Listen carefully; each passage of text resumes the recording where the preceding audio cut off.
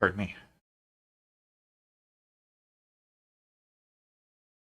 Okay, so I think I'm gonna give everybody till like 9:30 and then figure out what from there.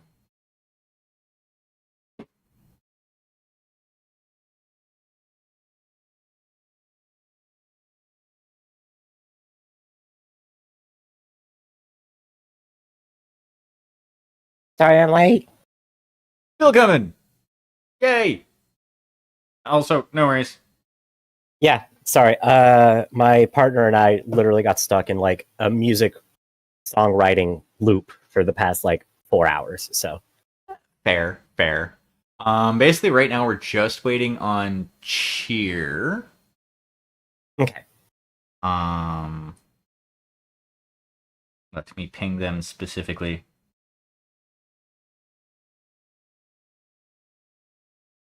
And then that gives me a moment to get everything pulled up here too.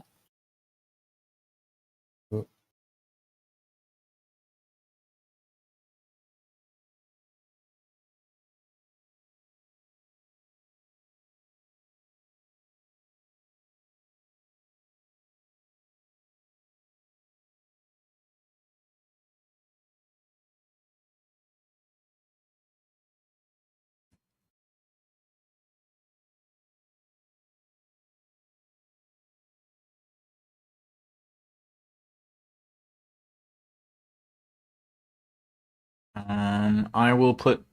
Well, I'll open up the room and put the game code in the Mechwarrior Destiny chat channel.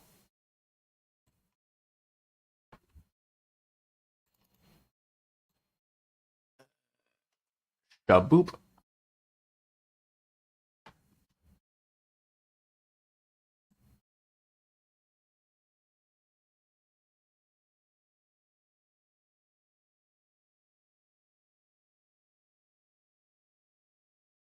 So that is ready to go. I do have a DM PC that can come along, so it's not a huge issue.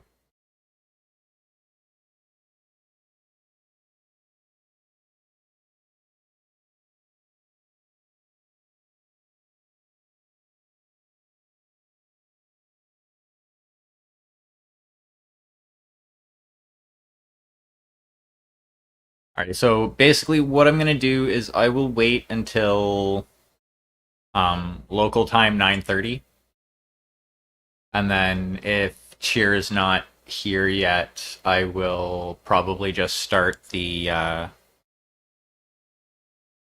game if nobody is opposed to that. Sounds like a plan to me. Yeah, that works.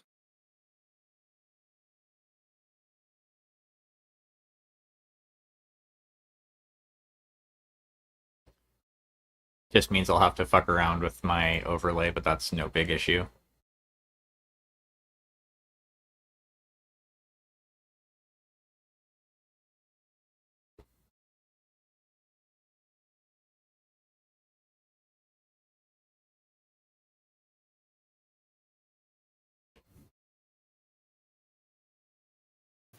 Gives him time to eat dinner anyway, so that's fine. Yeah, that's fair.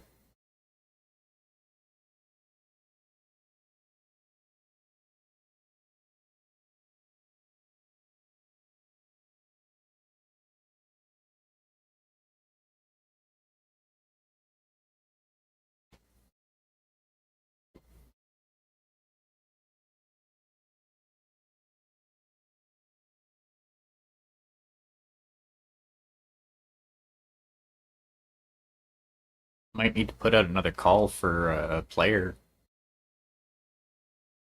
just in case.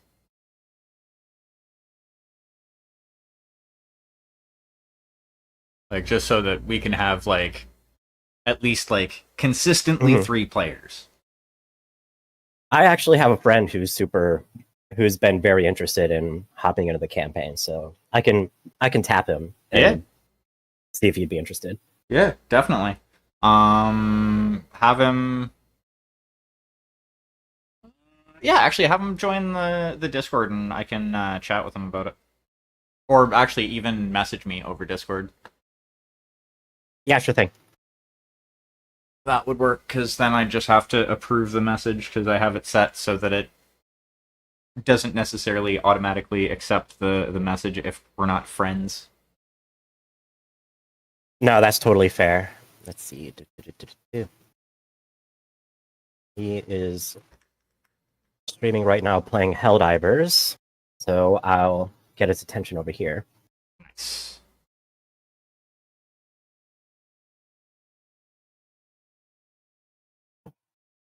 Yeah, hopefully the new modem that I have that's going to be coming to me from my ISP fixes some of the stream fuckiness when I'm playing Helldivers. Because that game murders my bitrate.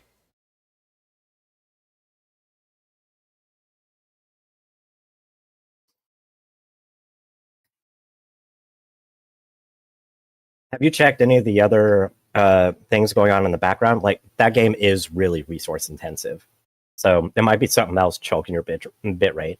Well, generally the only thing I have going that would because I think it's more the connection to the internet than anything else. Because like the only thing that I have generally that that's running at the same time that's using up like bandwidth is I have Discord going, but that's going all the time. And that doesn't really use up too much bandwidth. And I have OBS, which I usually have my bitrate locked to. Right now, it's at like 2850, 28, like 3000, like 3 to 6,000. And the only reason it's at 3,000 right now is I'm multi streaming to both Twitch and YouTube.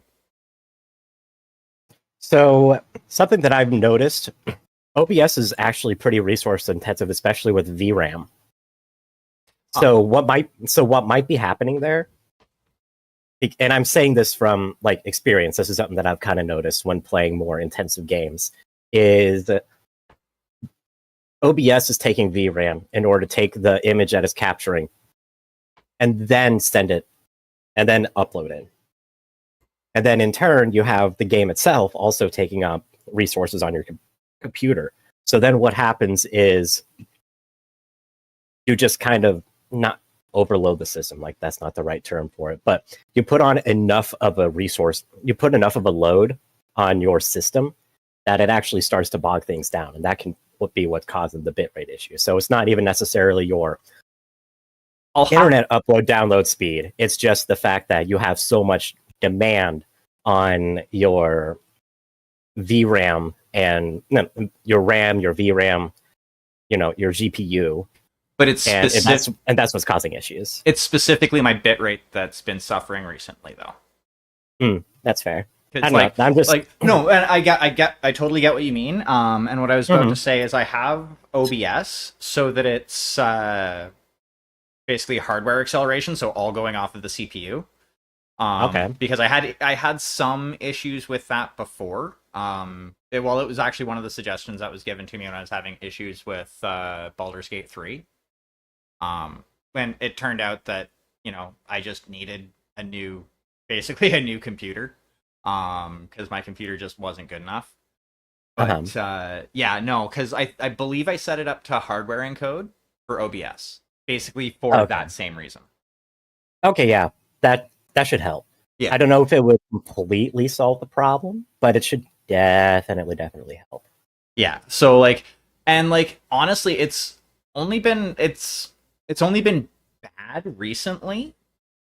But I've seen it have an effect since I've been since I started streaming Helldivers 2. Which is unfortunate. Yeah, for sure. But yeah, so pardon me. No, my ISP recently sent me an email saying that, hey, we're going to send you out a new modem because we've upgraded some of our backend technology, and this modem plays well with it. So okay. Yeah, because they're doing, I think, fiber to the node for a lot of their a lot of their connections, because my ISP does do fiber optic. Unfortunately, my landlord hasn't been like, yeah, we'll bring fiber into the building. Great idea, even though like it would actually be a great idea for them to bring fiber into the building. Like as much as I'm against it, they could use that to hike fucking rent prices for new units. Yeah. And they would too. Oh, 100%.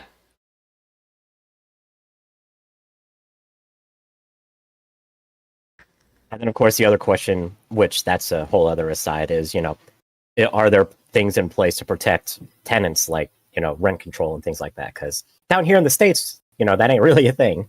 So there is kind of any sort of like rental increases can only be, I think it's something like 1.5% a year.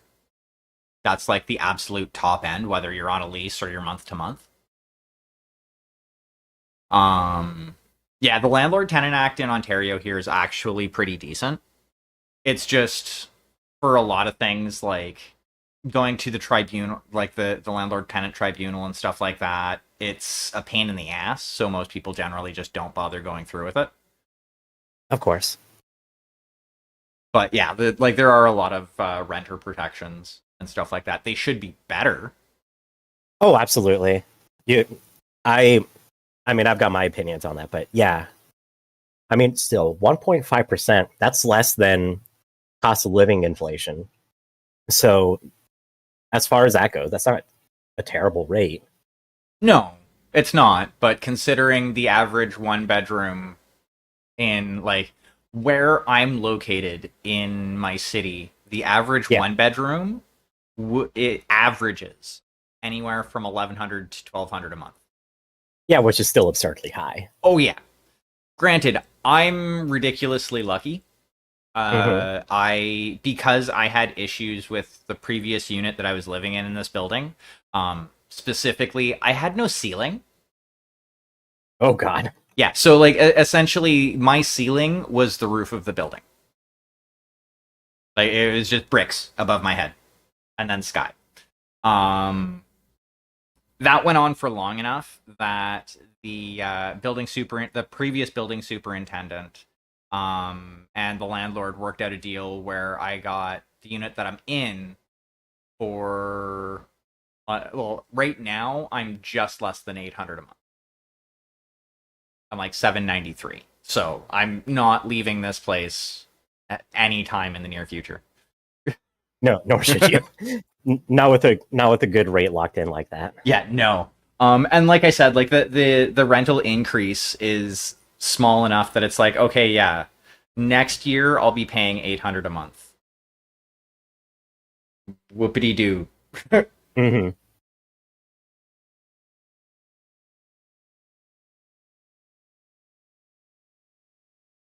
But yeah, I think they did that because they knew that if I went to the landlord tenant board, I would have been able to hand them their asses. Oh, of course.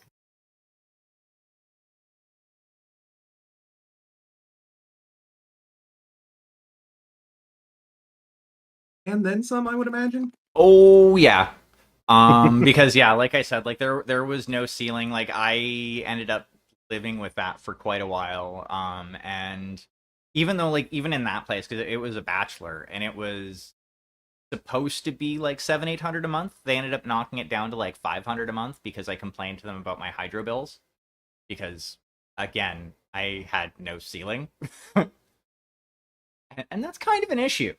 Just a little bit, yeah. Especially in Canada in the wintertime when you're like bleeding heat out of the top of your apartment. Oh yeah. But yeah, it's I could have gone to the landlord tenant board and been like, look, this is an issue. It's been like this. I've brought it to the landlord. They haven't gotten it fixed yet. Hell, they actually did have some people come in to like go start the process of replacing the ceiling, and they did like half the work they were supposed to and then just didn't come back. Like, sorry, let me rephrase that. They did half of the prep work that they would have had to do, and then just never came back. So like they didn't even do half the job. Amazing. Yeah. Yeah. Needless to say, they never came back for any job.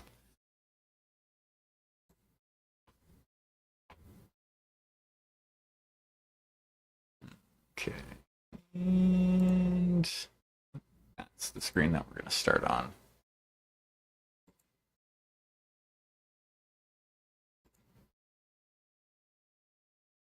Alrighty, I think what I'm going to do is rearrange the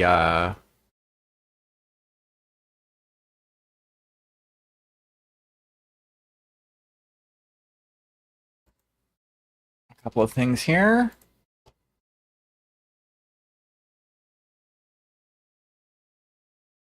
Oop.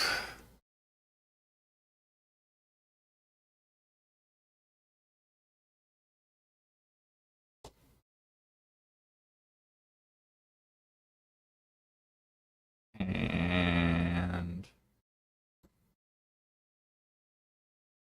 what? Oh. Hold on.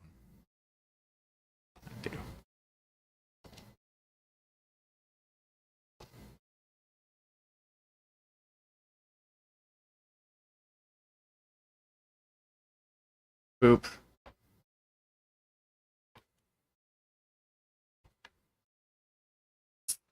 Alrighty, so I'm gonna kill the music I have going in the background.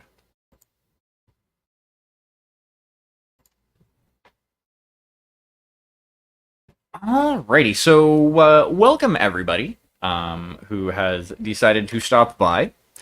We are going to start our game now. So it's been, I'll say, about 3 weeks since your last mission. Everything is all the repairs on your hardware have been completed successfully, and like you've gone, you've inspected. The techs have done a bang up job, and you everybody gets called in to the called onto the bridge.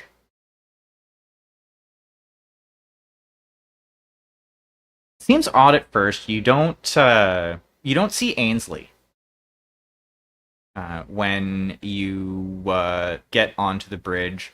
However, you do see another body that you've seen around the drop ship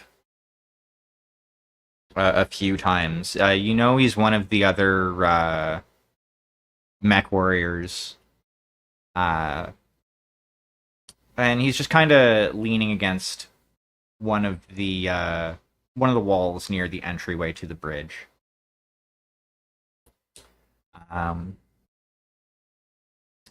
And as you both enter the bridge, Captain Mellis looks at you and then kind of motions you forward. You see that there's a few other people, some techs, and stuff like that as well. Now that we're all here, we have a bit of an emergency situation here, folks.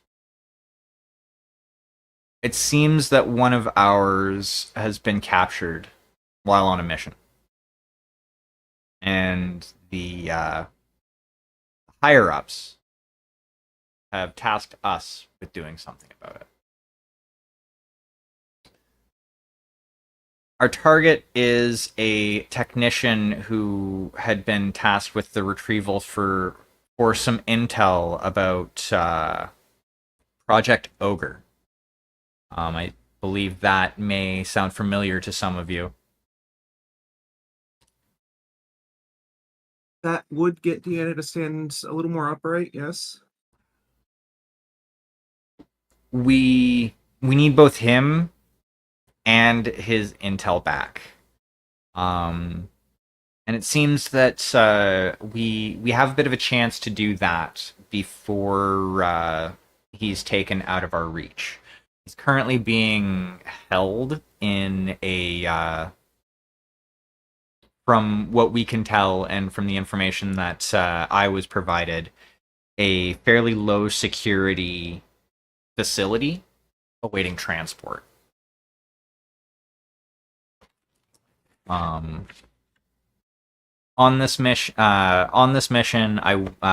we will be sending Jet as Captain Mellis motions to the gentleman that's kind of lounging by the door.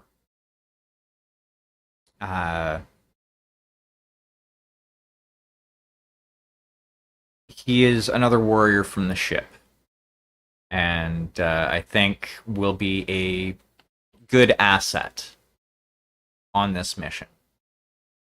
How you go about this is up to you. Kirka, you will be calling the shots on this one. Understood. We will be at our target, at the target planet within about a week's time. We still have one more jump. I would suggest that you get yourselves ready in the meantime.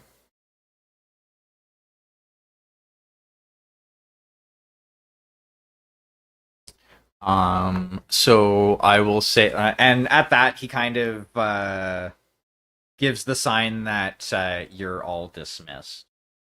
So there's a little bit of time for free roleplay before the mission, should you choose to engage in that. Star Captain Malice, I do have one quick question. What would that be? Since I've been tapped to lead this operation, I was wondering if you would happen to have some sort of schematics or map of the facility that we are to raid, just so that we have something of an idea of what it is we're going to be going up against. One quick second.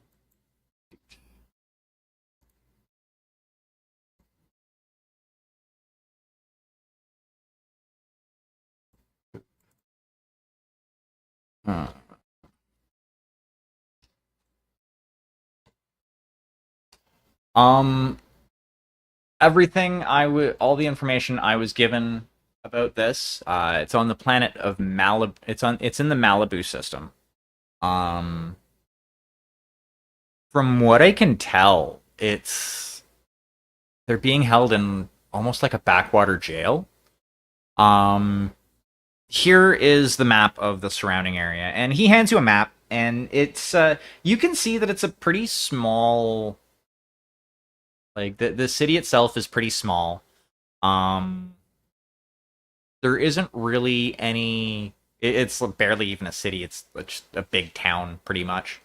There isn't really anything of note nearby. Other than there is a large facility of some sort that you can see is basically kind of like an aerial view map with like a few things kind of labeled. You can you can see that on the map, like the facility, from what you can tell, looks to be fairly well guarded. And you think that if you were to cause a ruckus there somehow, it might cause a pretty decent distraction for what you need to do. Okay, so just to understand it properly, it's more of the jail itself is separated a little bit from this other more primary outpost that's relatively well guarded? Yeah. Yeah, Okay. the jail itself, like basically that's what it is. It's pretty much like a local jail. The facility is like by your eye would be like 5-10 kilometers away. Okay. Yeah, Um, that's pretty straightforward. In that case, what is the jail like? And the jail is like in a town, Mhm. right? Like it's just the town jail. Yeah, Okay. it's basically kind of like right downtown, right in the middle of the town actually. And you can see that it's a pretty decently built jail. Like it is a secure facility. But you know, nothing that a battle mech couldn't make short work of if Right. one was motivated enough, as it were. Sure. But yeah, like it doesn't look like it was meant to defend against battle mechs. It looks like it was meant to just, you know, be a jail. Be a jail, sure. And then the facility, is it just like basically just like a guard outpost? So what you see when you're looking at the facility on the map is Okay. it is a total of about 5 buildings. One of them is fairly large. 2 of them are maybe about a third of the size of the main building. And then there are Okay. 2 much smaller buildings that almost look like you're not too sure if they're like guard towers or guard huts, but they seem to be one on either side of the base, one on the town side or facility, I should say, one on like Sure. the town side, one opposite of that, and you can see that there's like a road that goes straight through the facility. Okay, so we're looking at, for all intents and purposes, 2 guard houses, probably a barracks, a headquarter facility, and then some sort of hangar. Quite as far as you can make out, that's a very distinct possibility. Okay.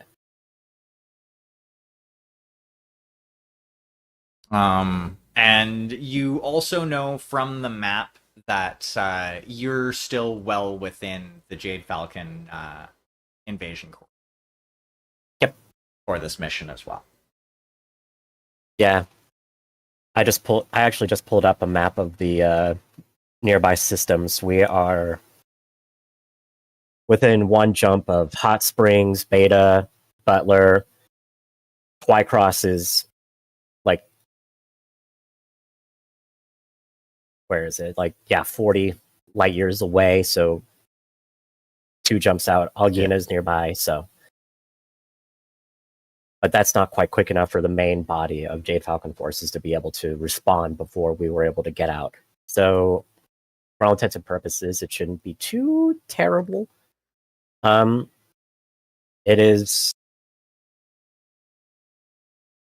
and I'm presuming, since I'm looking at Sarna, I'm going to kind of assume that, and I guess we can say that this is like after I received the readout. I'm kind of looking over this. Yep. And looking over what intel we have aboard aboard, and I can see that it's currently garrisoned by the 124th Striker Cluster of the Jade Falcons.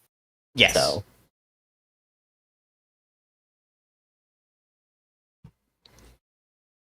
yeah, it's the system itself is fairly well defended. But it seems that like if done right, you should be able to get in and out without too much of a hassle. that's kind of where I'm landing on this as well. Okay. So that's a lot of information, actually. That gives me some ideas on how to go about this.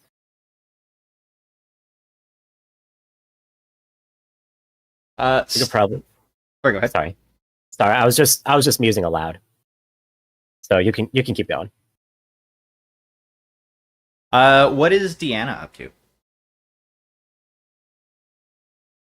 Well, waiting for the detail or for the for Kirka to get back to her on the intel, she would at least need to stop by and see the tank crew at some point, just to offer them praise for a battle well fought.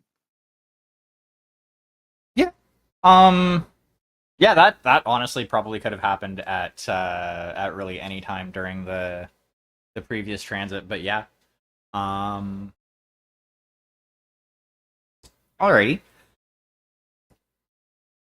So the week goes by, and you finish your final jump, and you find yourselves in the Malibu system.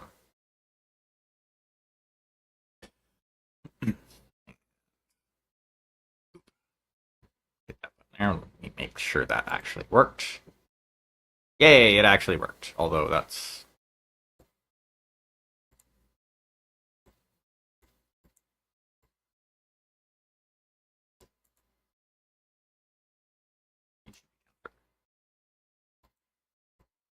So should you? Boop. There we go. And yeah, you see loading into left claw with you is a... actually bring up their sheet. You see a gargoyle being loaded in alongside the Timberwolf. And your battle armor.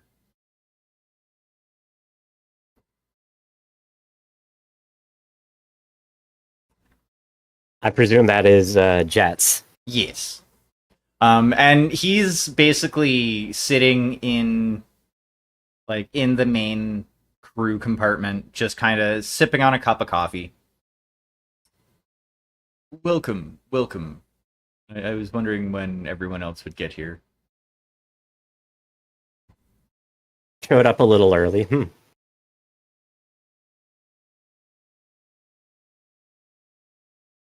mean, it's easier to get a seat when nobody else is around. This is true. And I kind of look up at the gargoyle.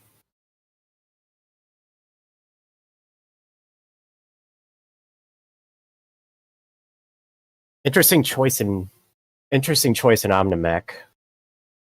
It seems a little undergunned, but I also admit that I haven't seen you in action yet, so I don't know how exactly you like to use this.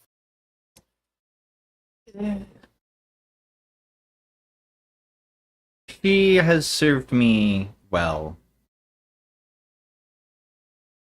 in the trials I've had to face.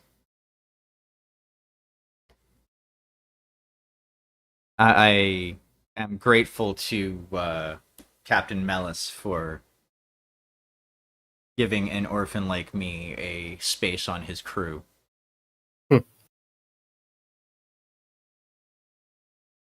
Mellis is surprisingly soft. And I do not mean that in a bad way. He's soft-hearted and competent. I do enjoy that. That's definitely one way to describe him. Already, what is Deanna up to?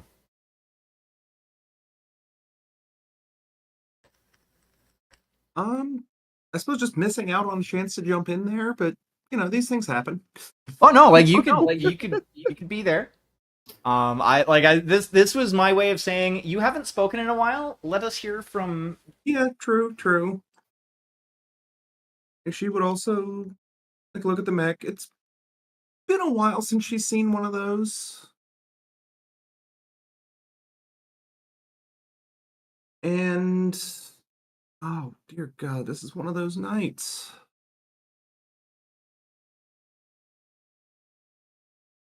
So she would post up on the wall, and if memory serves, it is a fairly quick mech, especially for its size.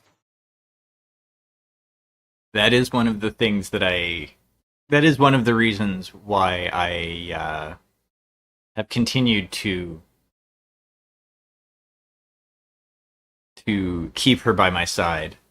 Is she is one of the faster mechs for her size.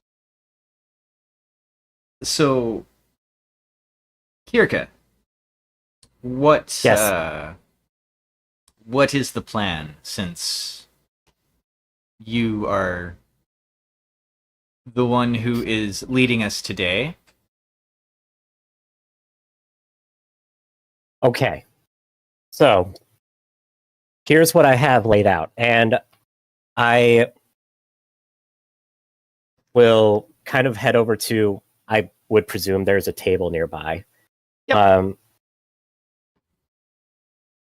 And I take a copy of the satellite imagery that that Star Captain Melis would have given me, and I spread it out, and I have marked onto it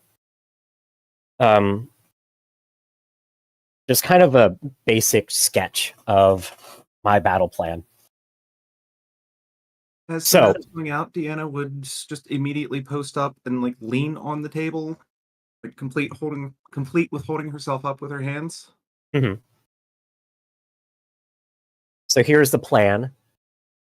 Since I was lucky enough to find out that Jet would be piloting a gargoyle prior to coming here and seeing it with my own eyes, I made the decision that Jet would be responsible for ferrying our elemental squad.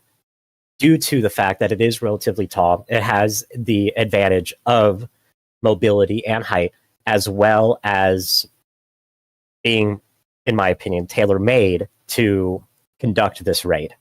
So what I have in mind is I have directed the crew of Left Claw to set down in this gully over here, approximately 3 kilometers away from the town, opposite the direction of the Jade Falcon outpost. The plan, quite simply, is we're going to go in the evening. We're going to slip into town, ideally under the cover of sunset, possibly catching them during a turnover of guard shifts when they would be at their most vulnerable to such a raid. We simply go into the town. We directly engage the jail. We get our technician. We mount back up into the gargoyle and exfil back to that same facility. If things go smoothly, we should be able to approach the town relatively unnoticed until it gets to a point that we will reach the objective before the Jade Falcons will have sufficient time to respond. And we should be preparing to exit well before the Jade Falcons actually are able to respond, unless they have something significantly faster than I would anticipate them to have on such a small facility. I am expecting there to be moderate resistance in the form of possibly some lighter to medium battle mechs. The cluster that is responsible for garrisoning the system is not a front-line galaxy. They are a second-line galaxy, so I do not anticipate there being too many of their new Omnimechs. However, I do anticipate there to be multiple second-line mechs. Possibly a star. It is more likely, though, that we might encounter vehicles or some sort of fast response team. I can't imagine the Jade Falcons would have too much heavy weaponry stationed here in what is essentially a remote essentially the podunks of this system. That being said, I do not want to take any chances. So we get in, we break through the jail, however we deem that necessary. The gargoyle could even kick the door down if you so chose. Elementals go in, free the technician, mount up, get out. May I make a suggestion? I'm listening. What if we utilize some of our other assets, such as mayhaps some artillery, to, well, light that facility up before we go in, or as we're going in? That could draw forces away from us. Not a bad idea. Who do we have exactly for a possible diversionary force? All we would need them to do is show up on their scanners and attract their attention as we make this raid. So a quick response skirmishing team would be optimal. That is correct. I do believe, actually, going into, where the hell was it? Battlefield support. So yeah, you basically have access to anything in the battlefield support area. So that's page 51 of the book. Okay.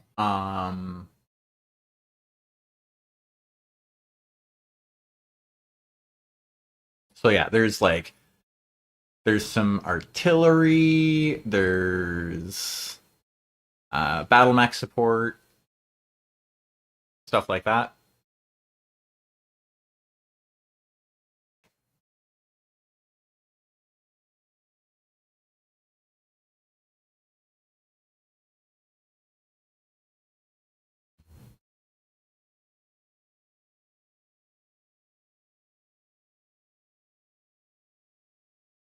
Actually, yeah, I have a better idea. As we are dropped, I would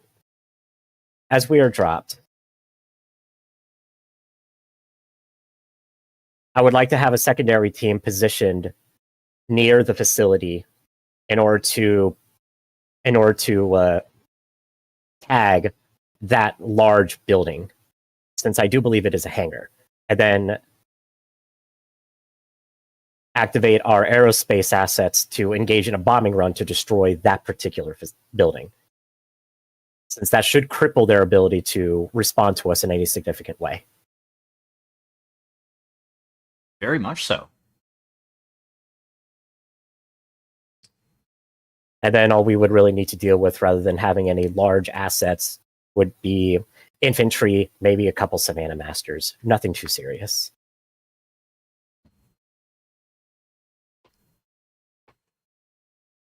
Well, that sounds like a pretty good plan. And it's about this time that so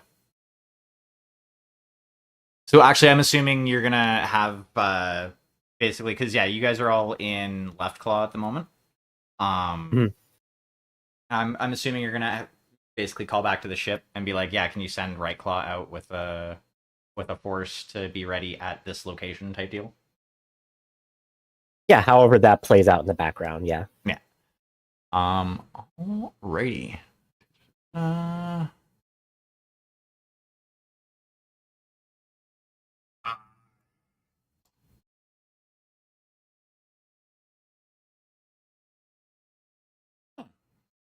Interesting. Okay. Sorry, I was looking at the vehicles availability. Apparently, they don't have any of the clan specific vehicles, which is interesting.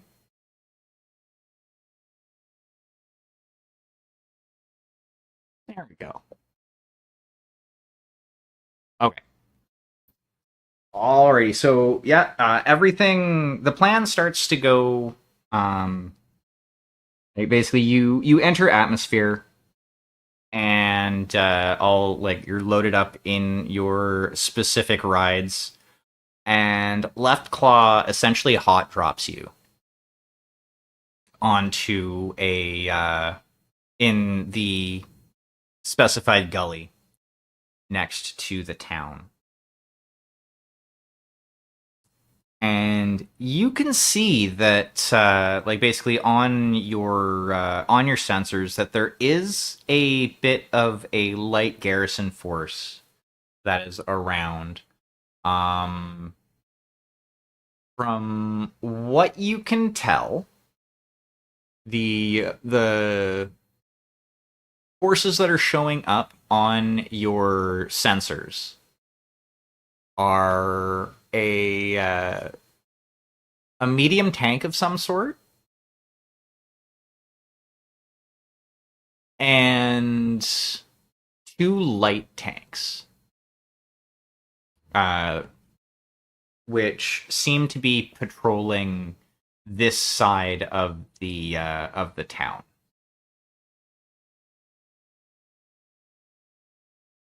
Okay. Well, ideally, their aim will not be as good as this bondsman of yours.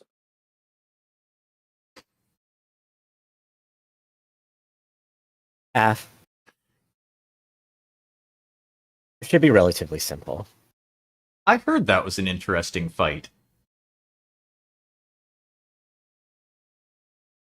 Interesting is not quite the word I would choose, but yes, it was something that occurred.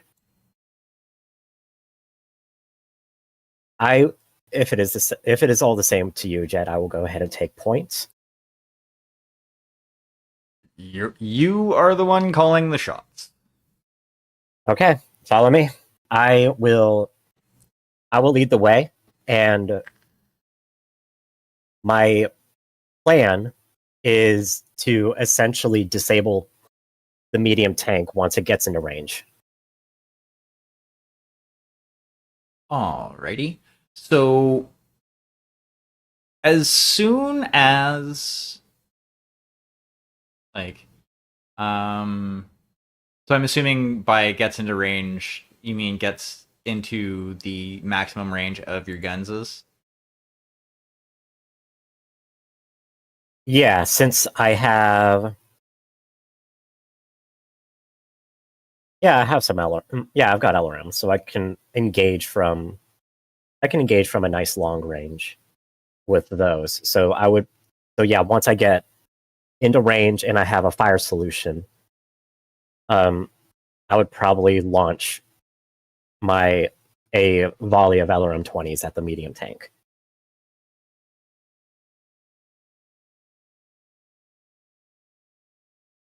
Alrighty. So what you see as you get into range, it's you actually get a better picture of what you're looking at, and you see that the medium tank and the two lights are actually moving in almost kind of like a chevron formation. And it's a vedette medium tank. Okay. And the two light tanks look to be a pair of scorpions. Okay. And you are going to fire off some shots on the tank. That is correct. So let me pull up. That is 2d6 plus my gunnery minus 2. So that's going to be 2d6 plus a total of 6 in order to get that shot off. And this is just with my two other M20s. So, think. Yep. And give me one moment. I need to just pick a driver for this tank. So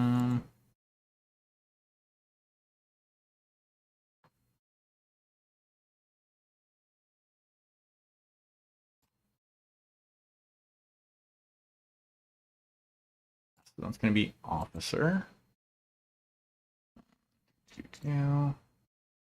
As that's happening, just to clarify, the intent was that strike against the outpost would be occurring simultaneously with our approach. That is correct. Okay. Yeah. Just so that everything's on the same page there. So. Yep. Okay. Cool. Alrighty. So we're looking at for this guy.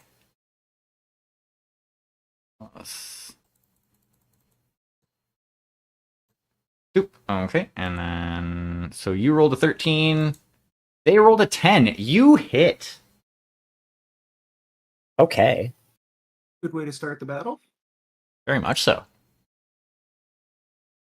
And let's see, 8 plus MM, max 14. So,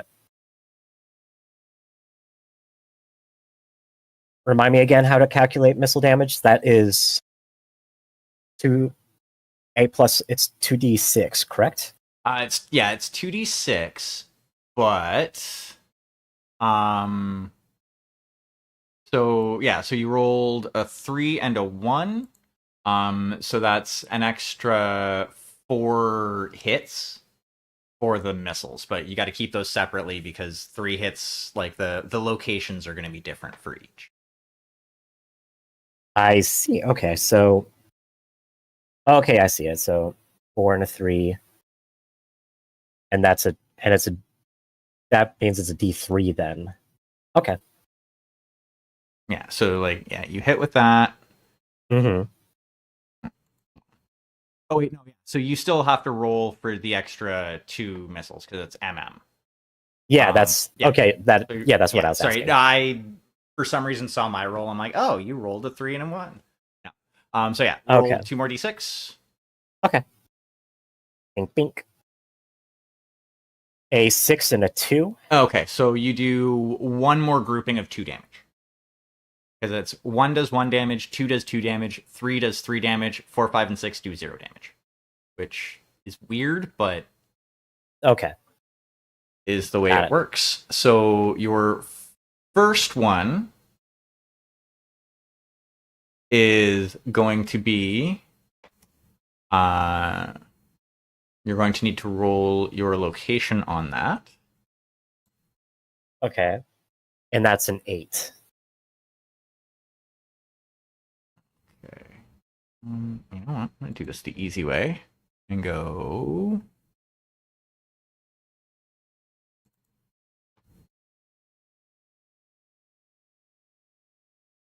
And that was an 8, so that's left side.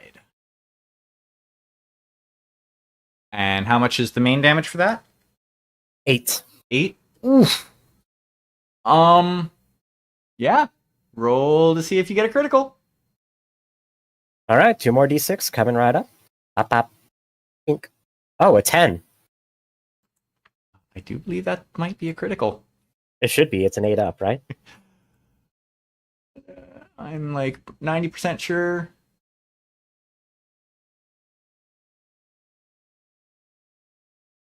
Yeah, critical hit on 8 plus. Yeah. Okay, so that would be a combat vehicle. Ooh, -2 to maximum movement. So I think you have just essentially immobilized this tank. I'm like Neat. 80% sure that you have taken its speed down to 0. Neat. I knocked off the track. Pretty much, yeah.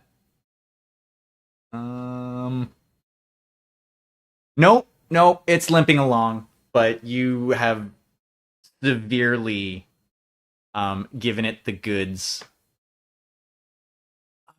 Okay, I do believe Jet is also in range to do some work. However, you know what? They're gonna hold their fire at this point. As while they can hit, it's not necessarily a good shot from this range, because it's using some LB5X. Completely fair. And I'm not going to complain that the mech I'm riding's trying to get closer instead of shooting. Yeah. However, this does bring it around to their turn.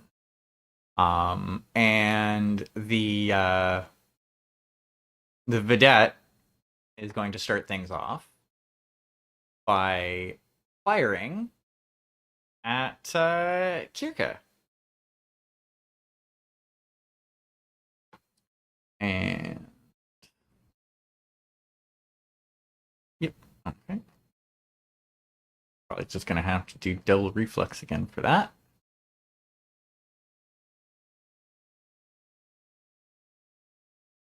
Which is gonna be the same. So doot.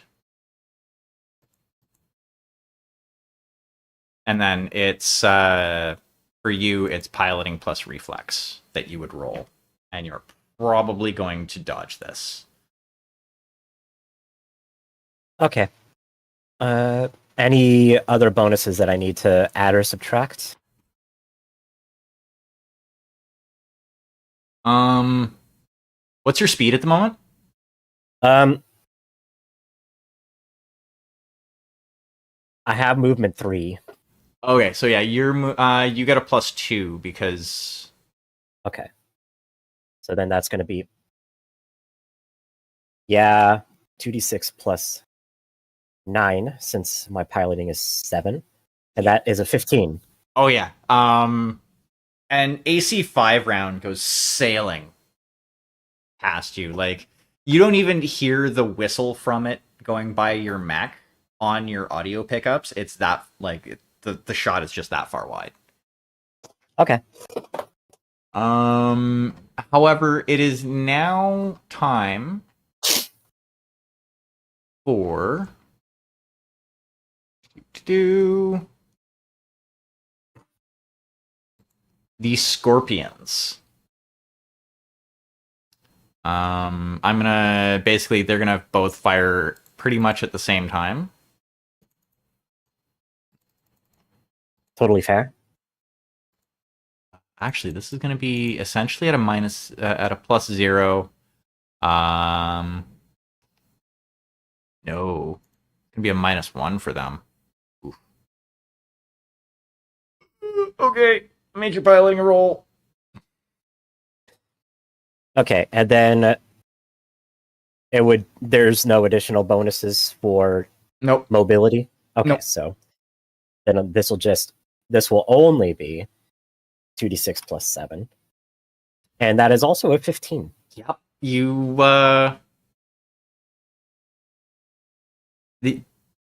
you like again. Round sails like past your mech wide. And the other one is going you can roll again. As the other one is also firing at you. And that's a 12. Oh yeah, they missed. Okay.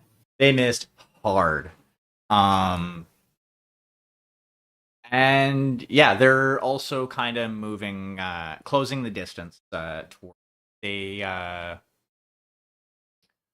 basically, if once you move forward, you'll be in medium. For the two scorpions, which have kind of pulled ahead of Vidette. Okay. And well, it is Kirka. It is your turn. All right. I would like to before I continue, I'm going to direct Jet to continue with the mission towards town. I will distract the tanks.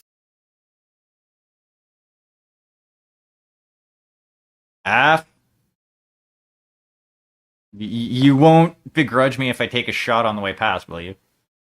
Not at all. And yeah, so then it is your narration.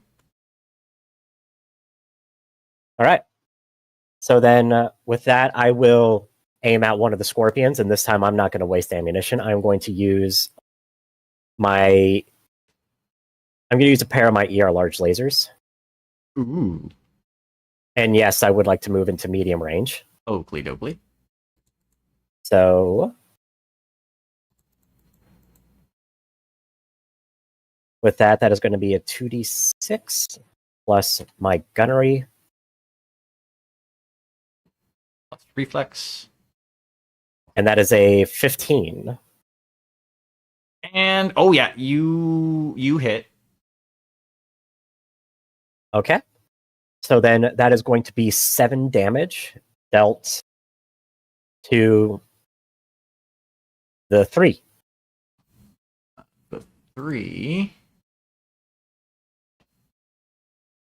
The rear. Not sure how that was pulled off, but that's okay. You managed to disable one of the scorpions. Neat. Yeah, they don't have a lot of structure. They are paper thin. Alrighty, it's and did you have anything else that you wanted to declare during your narration? Nope. Pretty straightforward. Alrighty, so Jet is going to, as he's running past, also take aim at one of the scorpions once he gets into medium range, because they're kind of between you guys and the town a little bit, just kind of off to the left a bit. And he is going to unload with his pair of LBX5s.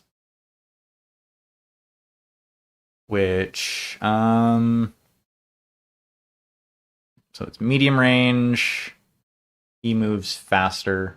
I think it's movement 3 on that. Yep. So 2d6.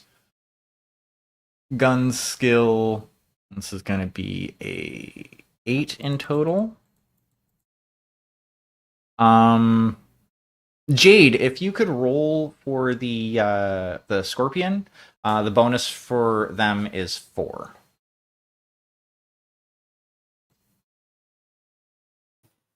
I see a 14.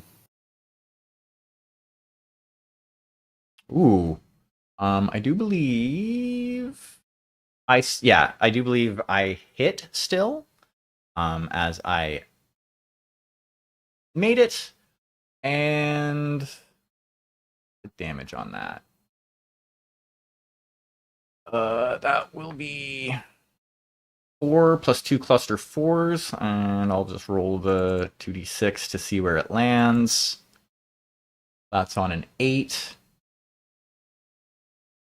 which is going to be the left side. That's going to do minimum 8 damage, which is going to punch through the side of that scorpion.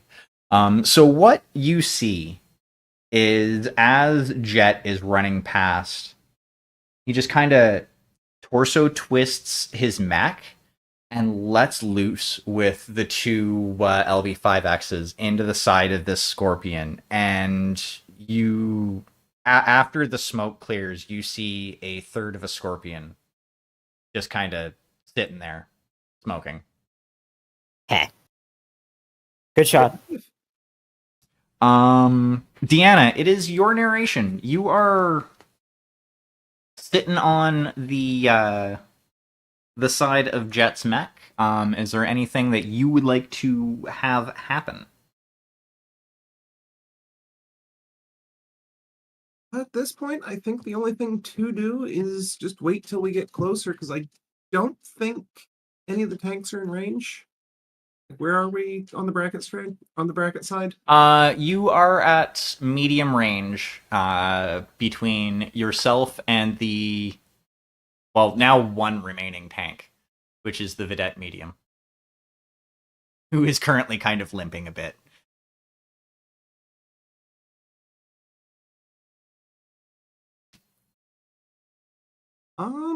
It is not the greatest shot, but yeah, she'll contribute. The SRMs can reach out that far. Oakley dokley. Which I can just imagine is like releasing the hook and just finding a flat spot on the gargoyle to be able to to be able to get a shot off. Yeah, tracks. The track. I can go for that. It's cinematic enough.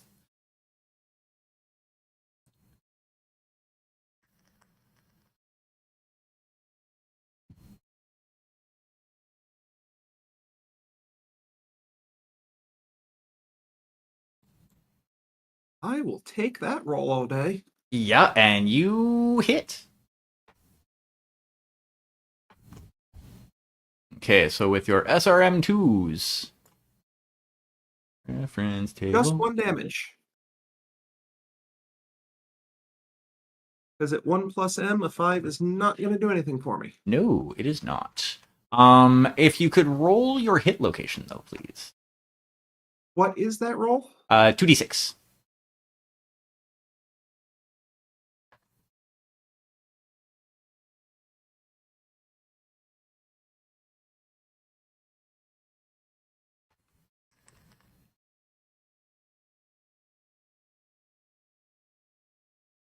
That's on the 5. That's on the right side. Alrighty. So yeah, you plink an SRM off the side of this tank's armor.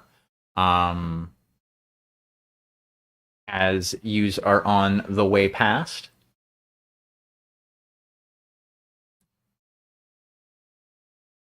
And keep going. The vidette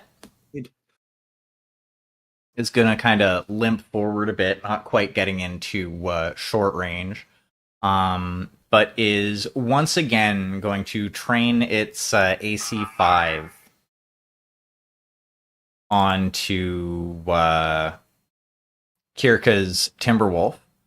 -2 for the distance, and then a -2 for the speed difference. Because it's going slower now. Oh, wait, no, I didn't want that. Roll. So if you could roll your piloting to try and dodge. Okay, then just to verify, I get a +2 because of the speed difference. No, the first turn I didn't take that into account when I was shooting with them. Okay. Yeah.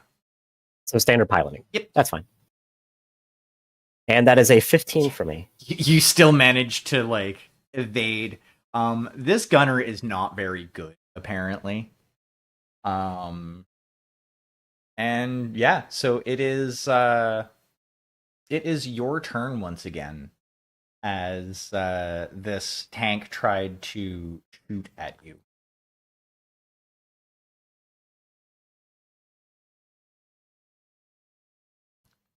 What would you like to do for your narration? Before I fire, I am going to open up comms and simply state the following. Attention crew of the heavily damaged Vedette tank before me. Cease and desist your operation, or I'll be forced to kill you.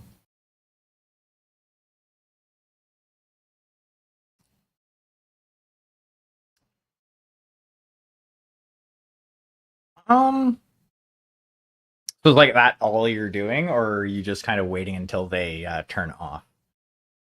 Basically, well, I'm just going to say that, and then I'm going to see. I want their response before I make my next move.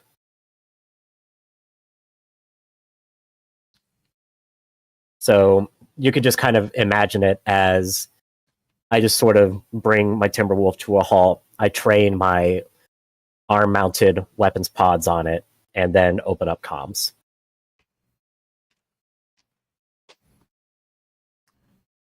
Alrighty.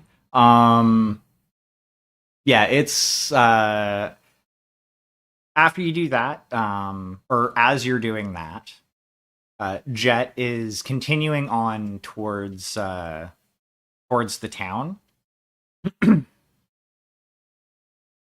And you see, actually everybody sees, 2 new sensor blips. They're reading as Hover tanks. They're coming in fucking hot.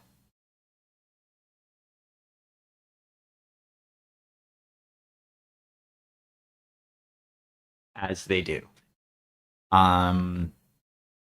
Your readout reads as a condor for both of them.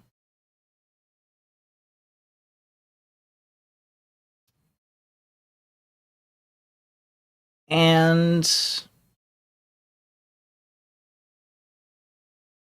Deanna, is there anything you wanted to do or have happen during your narration?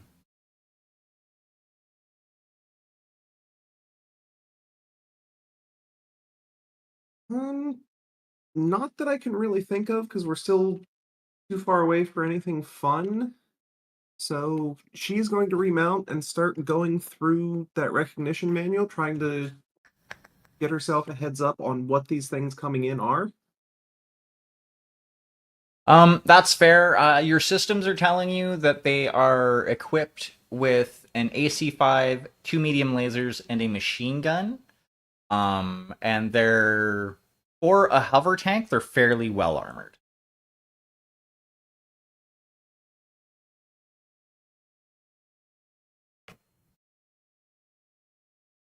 I believe we would be wise to wait for Kiriko on this. These are going to be a good fight. Hopefully I can get on one, but no guarantees because these do appear to be fast. Just keying out and sending that out on friendly comms only. Yep. Alrighty. Well, it is the Vedette's turn, and they're going to attempt to fire at Kirka again.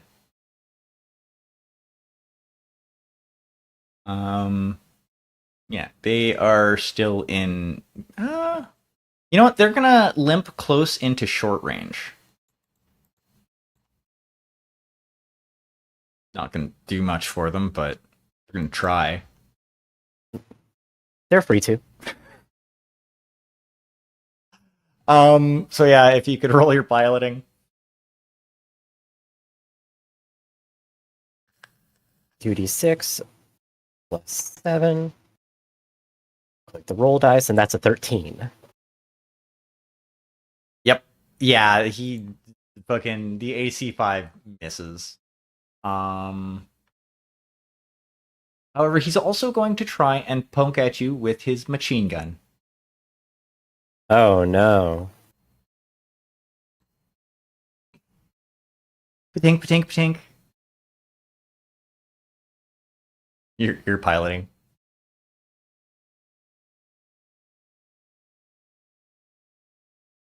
And a 15. I somehow juke a machine gun. Oh yeah.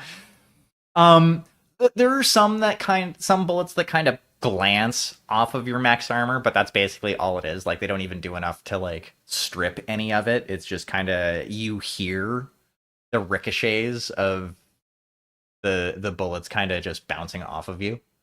And it is your turn. You are now in close range with this Vedette. And you also see two Condor heavy hover tanks closing in as well on your sensors. Okay, well, I guess I gave him a fair chance. Yeah, I'm just gonna scorch them with my ER large lasers. That tracks. I'm not even gonna grace it with an actual response. I'm just gonna shoot them, and that's a 16. And yeah, you score a very good hit. Location. 7 damage to the 7. I think that might actually be. Oh no, that's the front. You hit him in the front. You manage to strip away the armor, but it is still moving. You can kind of see, like, through the armor now in the front of this tank. Are you going to unload any other weapons on them? You know what? Yeah, sure. Since this tank wants to be cute with its machine guns, I will use my own along with my medium pulse laser. So that is going to be another one of these checks. Do do do do do. Kadink, and that's a 14. You managed to miss. That was with the lasers or the machine guns, or both? They are a paired weapon group. Oh, neat. So yeah, it might have been the essentially the rocking from your first weapon system hit, but you just miss with your medium pulses and your machine guns. That's what I get for being complacent. It's at this point that that jet reaches what is considered long range from the heavy tanks, and as he's again still beelining towards the town. Actually, he's just going to keep running. He's not going to fire off anything else just yet. He's just going to run and bleed the one heat that he had generated that had already dissipated. Deanna, I'm assuming you're just kind of along for the ride at this point? Yeah, for the time being. Okay. So, Well, possibly also a little nervous because this kind of along for the ride is how she lost an arm. that is fair. That is fair. So the vedette's going to try again. He's gonna kind of try and move up closer. He's not quite able to get into point blank range, but he's like bordering on that range bracket. And he's gonna try and fire at you first with the AC5 once again. Kirka. Okay. The fact that I can't hit enter. Okay, it is a 13 is what I rolled.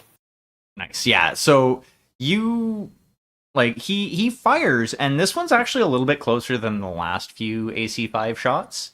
But still like off the mark. You kind of hear the whistle of the round on your external pickups from this one as it sails past your mech. And he's gonna try the machine guns as well. Because, Okay. why not? Why not? Daka. And I roll an 18. Yeah, he's not having a good time of it at all. It is it is your narration. What would you like to do? Okay. So I'm sick of this tank.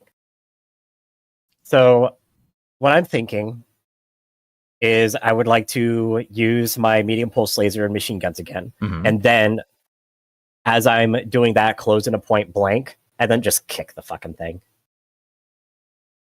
Yeah, Just punt it like a soccer ball. I've had enough. Alrighty. So let's go with your pulses and machine guns.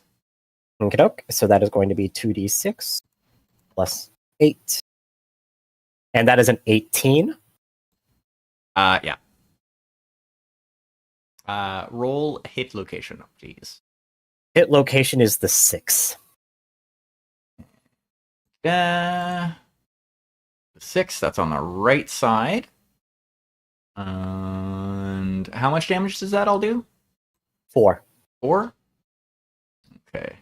And Okay. So yeah, you can see that you've stripped off some more armor from this tank. And then you're going to close into Rock'em Sock'em Robots range. Pretty much. And I would actually like to burn one of my plot points if that's okay.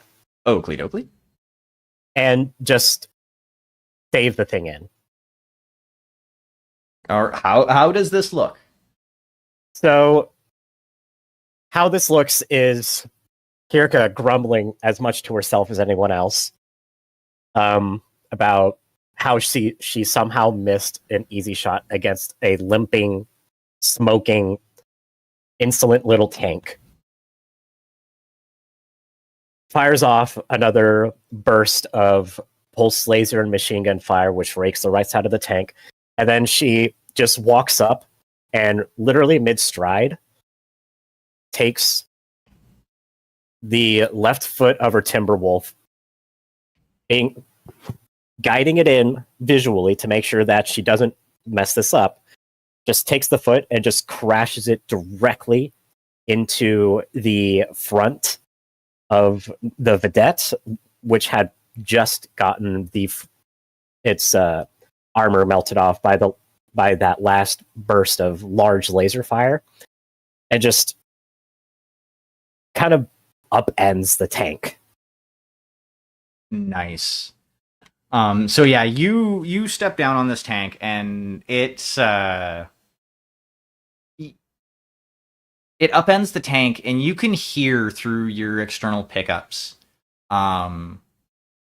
what sounds like explosions. You think you might have possibly hit the machine gun ammo, and kind of detonated some of that when you stepped down on the on this tank. And oh fun. Yeah.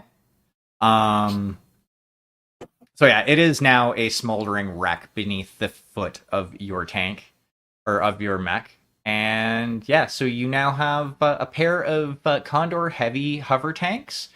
They are from you currently at long range. Okay. Quite simply, then, the conclusion of my turn is just going to be repositioning and whirling around to face them. Alrighty. And yeah, it's at this point that Jet's mech basically kind of running at full speed to the town, ends up getting there and getting basically to the outskirts of the town from where we landed, moving towards the objective. What is the range of the prison at this point? I'm gonna say it would be about 3 kilometers from your location currently. Right, but I mean like brackets. Range bracket, it would be still in like extreme range. Right. Oh god, that was dumb to even ask. A PPC's only good out to 600 and some. Yeah. But yeah, like there is still a little ways to go. Like from your vantage point on the side of Jet's mech, you can see like the walls. But the main reason why you can see them at this point is because you're, a little bit high up. Like you almost have to kind of climb to the shoulders of the mech to be able to see the walls of the jail. This high up, it's not exactly a subtle mech. No, it is not.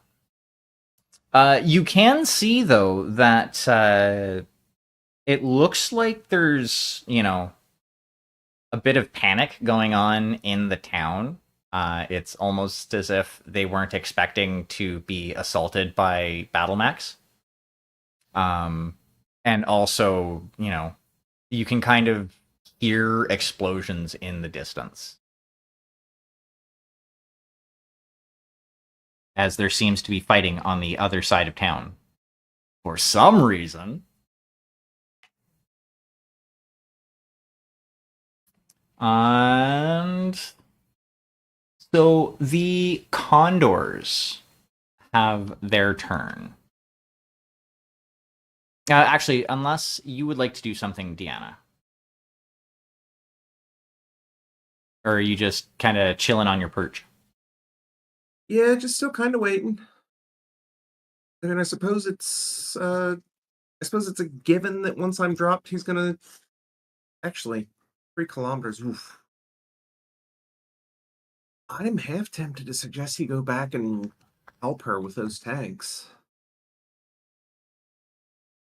It is your narration. You control the play.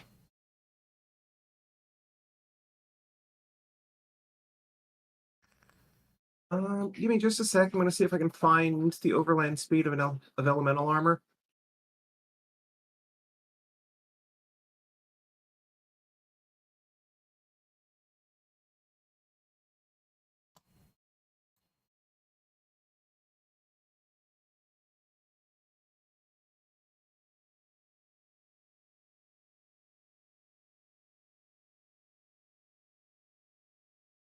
Only 10 kilometers an hour. That'd be like 20 more minutes to get there. Yeah, that sounds about right.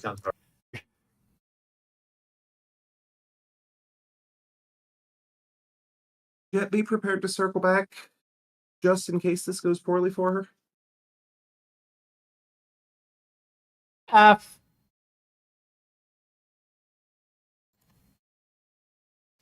Um, If necessary, I will go the rest of the way on foot, but 3 kilometers is still a bit too far. yeah, that's a bit of a hike. Alrighty. So the condors. They are going to attempt to fire on Kirka. Okay. The first one. Oh. They actually move faster than you do. If you could roll your piloting. As the first of two AC5s come sailing your way. Okay. No adjustments to my check, correct? Nope. Okay. That is a 13. The first shot whistles past your cockpit. Like it couldn't be any closer without hitting. Type deal. Okay. These two seem to have slightly better aim than the last three tanks that you came up against. As the second one fires. Okay.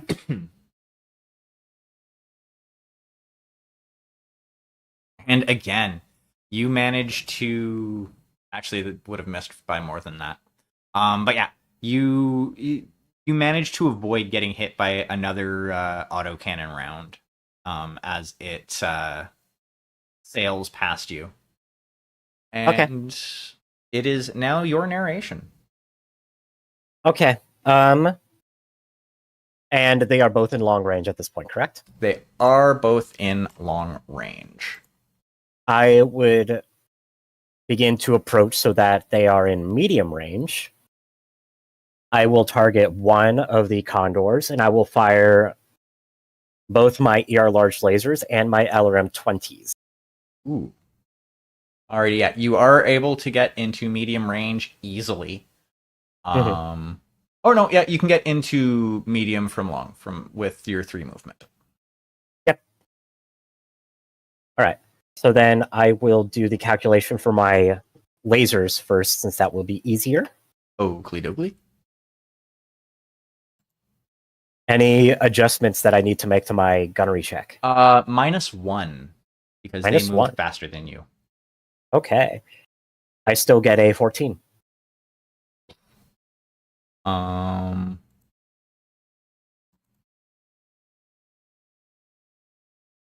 you hit. Okie dokie. So that is going to be 7 damage to the 10. I need that one.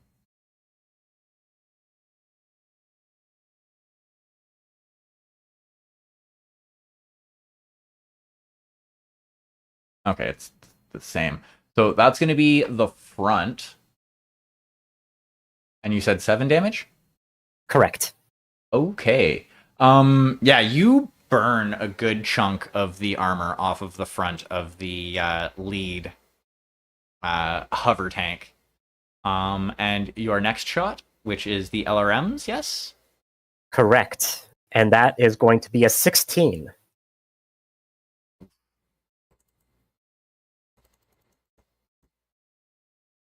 And a shaboop.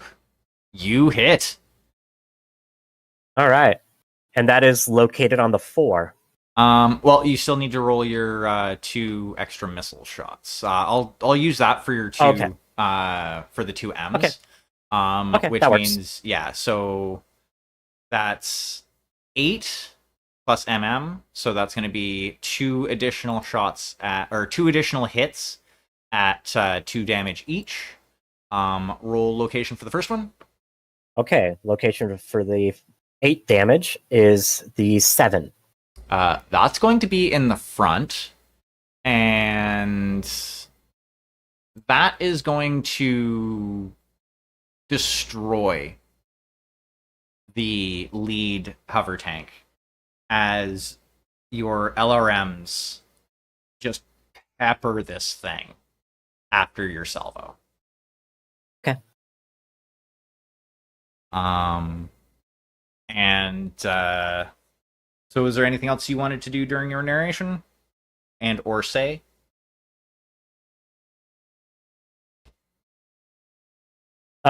Since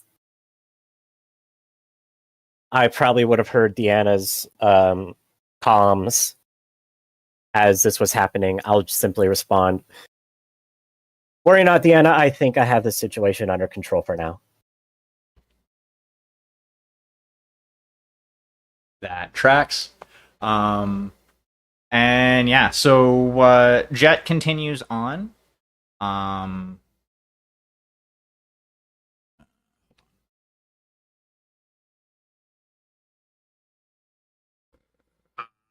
To actually look this up.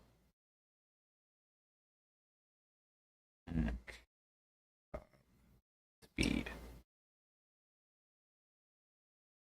Okay, yeah, so running, the gargoyle actually makes it a fair bit closer. You're probably at this point about I'm gonna say a kilometer away, considering the top speed for gargoyle is something like 86 kilometers an hour or something stupid like that. Yep, same as the Timberwolf. Yeah, 86.4 kilometers an hour. So yeah, you're about a kilometer away now. Is there anything else on sensor showing up? Nothing in the near vicinity. You can see on like your long range sensors that there's some blips, but those don't seem to be coming towards you. They seem to be over near where the explosions and other violence is happening.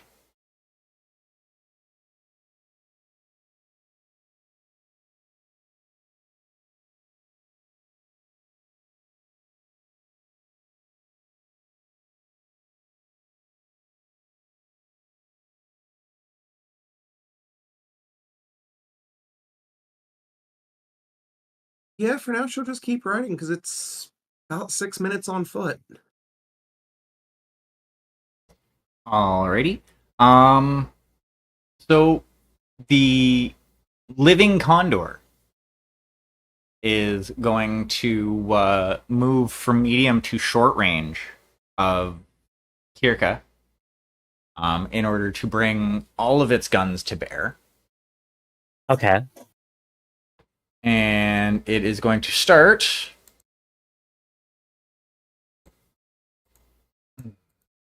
with the AC-5 now that it is in good range. Still can't hit for shit. Roll your piloting. Yeah. Still can't hit for shit. Yeah, so This thing, I don't know if the gunner just decided that to fire their shot a little early. But yeah, it sails wide. However, there are two medium lasers that are also being fired at you.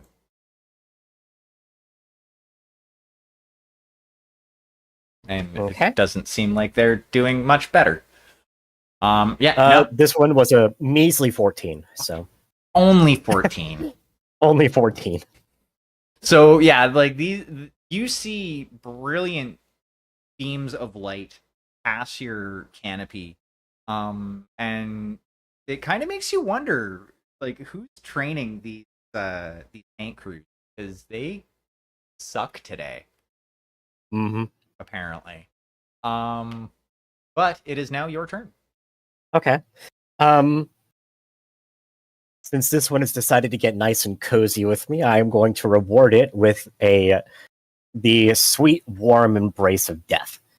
I'm going to fire because it's in range, and I'm not really feeling like burning too much heat. I'm going to fire my LRM 20s, my ER medium lasers, and the medium pulse laser and machine guns. Oof. So, Okay. Which would you like to fire first? I'll save the missiles for last. So let's go with the ER medium lasers first. Alrighty. And yeah, you have a -1 because of the speed. Okay, and that is a 16. You hit. Just barely, but you hit. I'll take barely. So then location is going to be a 11, and that is 5 points of damage with those lasers. And 11. That is going to be a turret hit. And you said 5 points of damage? Correct. Okay. So yeah, you see that this does a number to the armor on the turret for this hover tank. Okay. And your next shot? Next shot is going to be with the pulse laser and machine guns, and that is going to be a 15.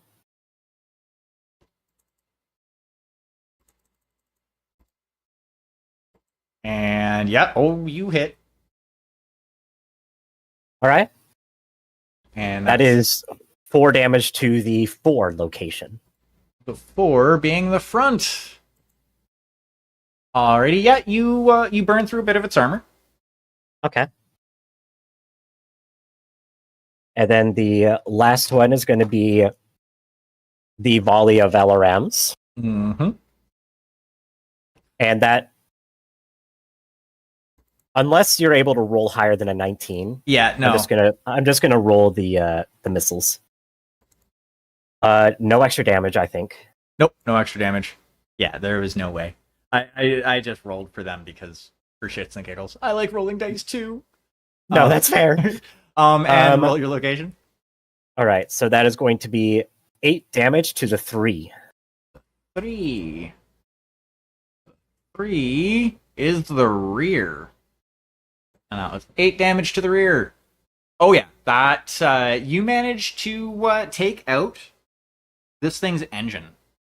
And it like ends up, what you see is the back end of it kind of dips down under the force of the missile strikes, and then rebounds back up, and it kind of nosedives into the dirt and like skids forward for a good like 15 feet before coming to its final rest.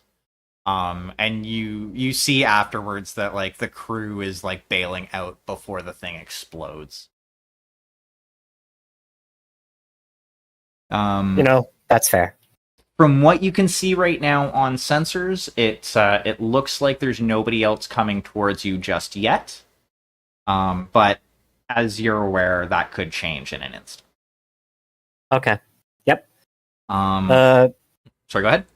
Yep. I was just gonna radio out to Jet and ask for a sit rep. About 1 kilometer away from the jail. Looks to be clear for now, at least. Looks like our distraction's doing their job.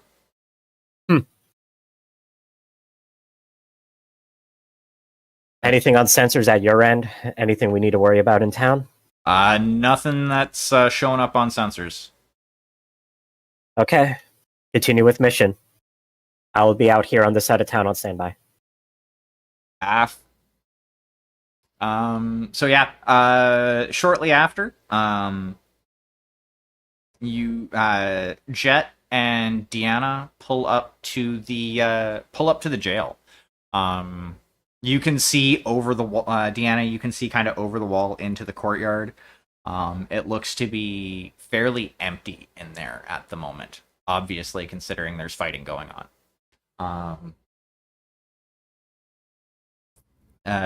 Over the comms, you hear Jet. I think this is your stop. F, if you detect any guard towers, be sure to make them not guard towers anymore. Yeah, I'll do what I can. And as he's saying that, you hear new rounds cycle into each of his 5Xs.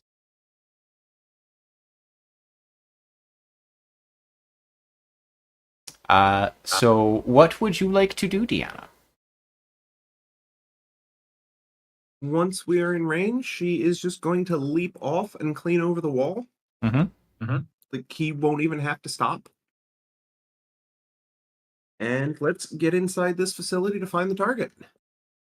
Alrighty. So it is right now, for at least a little bit, the Deanna show. So how would you like this to play out?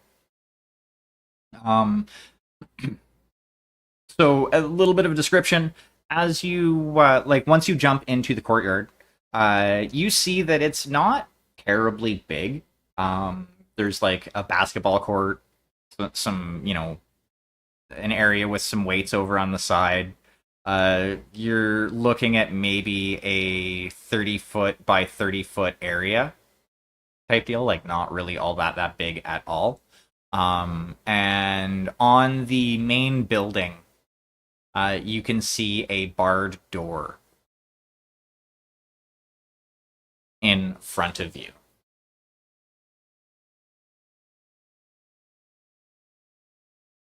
Well, then let us use the battle claw and dispose of this barred door. Alrighty. So you wrench open the door. And you are met with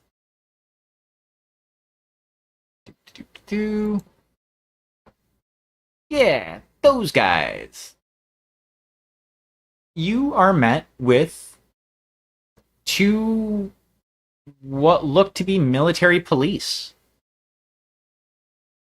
They are kind of standing there a little bit, a little bit in shock at first until they pull their laser pistol. Well, and then it's time to turn on the speakers. Do not give whatever his name is. Like, she would know it. Obviously, I don't. To me, and you'll be granted Higura. No shots need to be fired. If you do, you will be annihilated.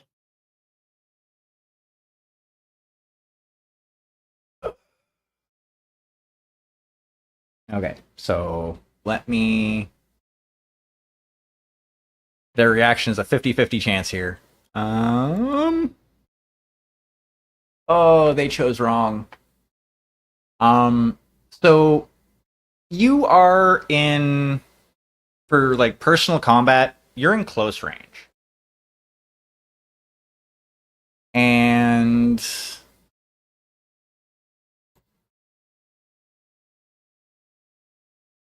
the one on the left kind of panics and squeezes off a shot at you.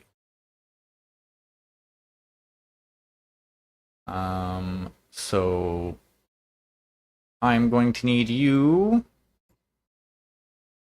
to roll double reflex, please. Holy shit! Yeah, he misses. He's like panicking, and then he like fires past you. Um, and well, the other one is going to follow suit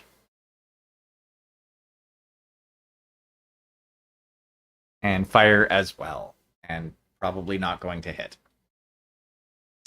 Nope, not going to hit. So yeah, it is your turn.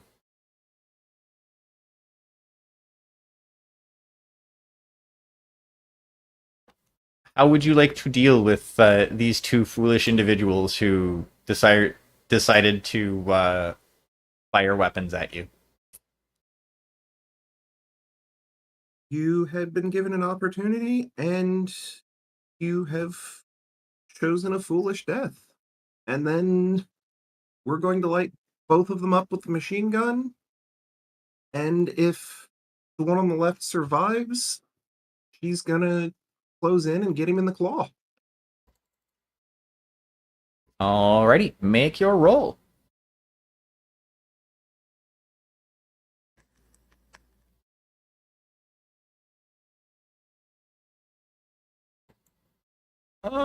Yep, you tag him. Um, All right, and then that is 4 damage to one. and I'll I think it would use the same roll for both. I have no idea. We haven't. Pardon me. We haven't done a multi-target weapon yet. I don't think. I'm going to adjudicate that, at least for now, that it's this going to be the same roll for both, which is just going to benefit you more than anything else at the moment, just because that's the easier way to deal with it. And that's how it makes sense for me, because it says in the weapon that it can target too. So I'm basically, what I'm picturing is you're just like kind of drawing it along between the two of them. And yeah, it's going to hit both of them. Their armor and their armor does take it though, as they are wearing flak armor at the moment.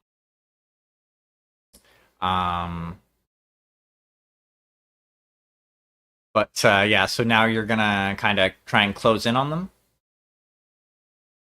Yep, she's gonna get up close and personal and get one in the claw. Alrighty, so you'll be able to claw them next turn. Okay. But yeah, because you've already done your attack, and you're basically now kind of moving forward to try and do physical harm. Right, personal scale, one weapon. Yeah. That is my fault. I was in mech scale brain. Yeah, no worries. No worries at all. Alrighty. So the first one's gonna try and club you. I don't know how well that's gonna how well that's gonna go, but it's gonna try and club you. And he's gonna miss. And the second one is gonna try much the same.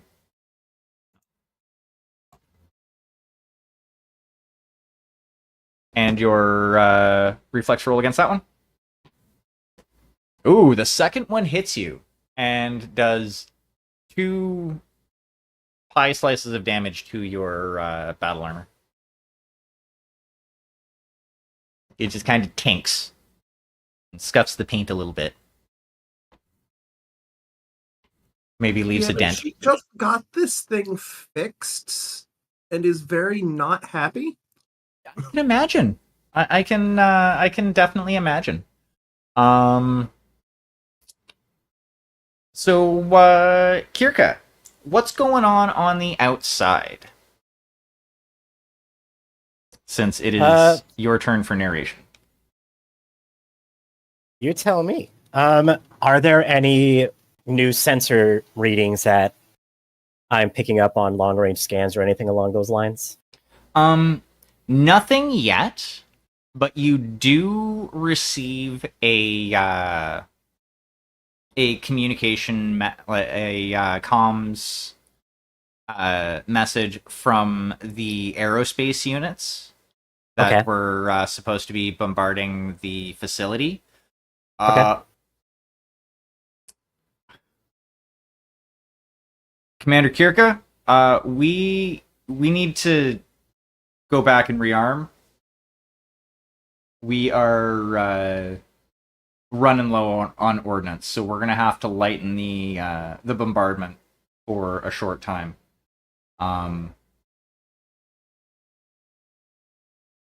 Copy that. No worries. How much of the facility? How much of the facility has been damaged or destroyed in your bombing run so far? uh, by estimation, about 20%. The those buildings are fairly resilient. I think we blocked off egress from the hangar, but I don't know how long that's going to last. Fair enough. Take your time. No need to get yourself hurt. And yeah, so Jet is basically just kind of sitting on point, acting all intimidating. Mm-hmm. I will appraise Jet of the situation. Just a quick Jet FYI, our aerospace assets are returning our RTB for refuel, no, for resupply. You may or may not receive some company next time in the next few minutes, depending on how successfully they were able to dissuade the outpost from dispatching reinforcements to your position. Af, um, Deanna, we may have company soon. Understood. No time to play. And yeah, so Deanna, what, And this newest urgency means that the poor bastard who damaged her armor is going to eat a small laser.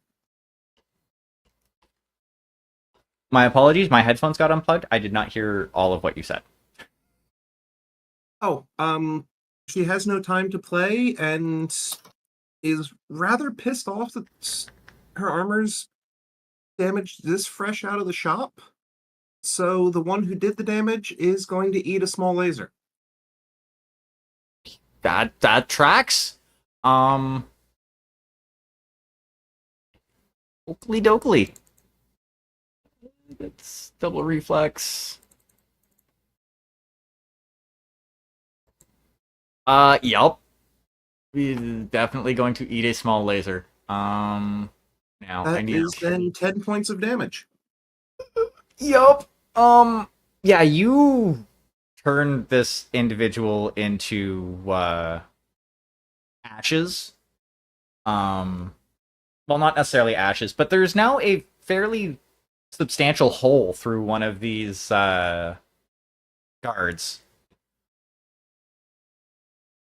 that was not there before, and they kind of like fall backwards and slump down. This Turn the armor to look at the other one. Release him to me, or you are next.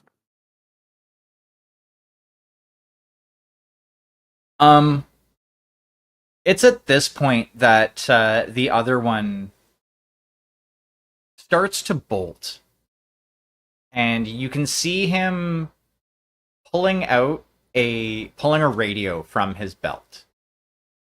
He hasn't quite got the chance to say anything yet because he's in a panic. But you figure he's probably going to be calling for reinforcements. Well, then I would like to spend a plot point to just make sure he does not call for reinforcements. Yeah, that is definitely fair. How does this look? This poor guard sees the other one, gets the demand, turns, bolts, and as he's reaching for his comms, she notices it, brings the laser up, and just burns that arm clean off. Alrighty. So yeah, this guy drops in, like, his body goes into immediate shock as his arm is amputated and then cauterized by a small laser. And if he is still alive, she will repeat her demand one last time. He's still alive, but he's not able to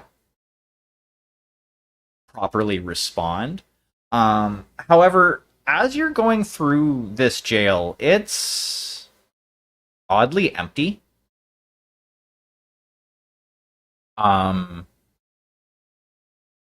with a little bit of searching, you find like one cell that's occupied, and inside you see a somebody who looks like they're wearing dingy coveralls, and it looks like they have met the business end of like 3 or 4 nightsticks very recently.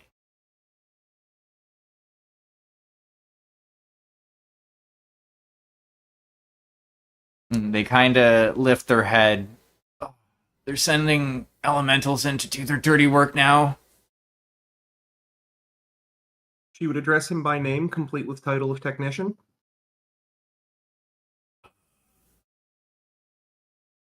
Who gave you that name? Les, we are leaving. We need to get the intel first. It's on my tablet. They took it from me when we got here. Jet, is the situation still clear? Yep. There's nobody seems to be coming just yet. However, the action on the other side of town seems to be subsiding. Enter the courtyard. The package is coming to you. Technician, move. A gargoyle will pick you up in the courtyard. We need the intel. Where is it? It's the probably the command room. Look, I can probably get you past the code locks. Unless you know how to deal with computers. That would be appreciated as we are low on time. And then she will use the claw to rip the cell door open. Alrighty. So yeah, he kind of hobbles his way out of the cell, and alongside Deanna, and I think the commander this way, and he leads you down some corridors and to a basically a fairly well appointed command room, and kind of kneels down in front of the door. It's at this time that a laser shot. Actually, no. It's at this time a bullet kind of ricochets off the wall next to you. As you can see, what looks to be another guard rounding the corner towards this. You halt!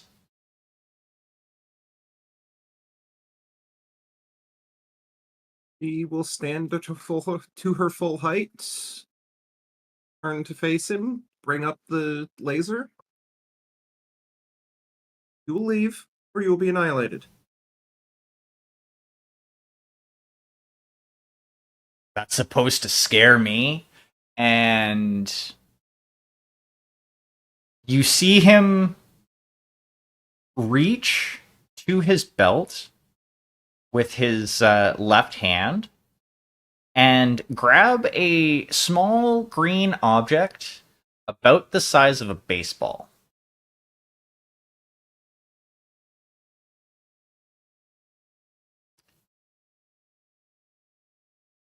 Pull a pin out of it and throw it your way.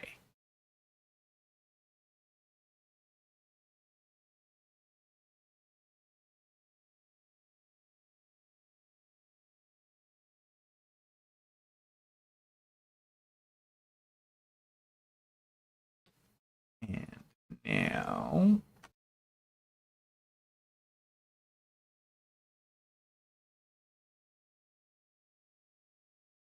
the hell?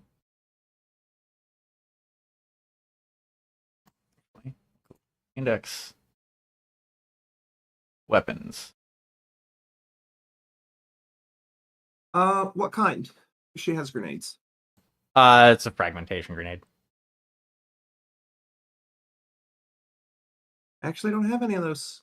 I've got HE and AP. You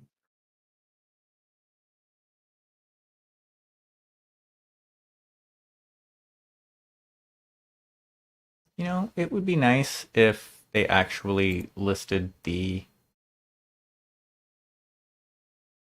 weapons properly. Explosives. There we go, 156.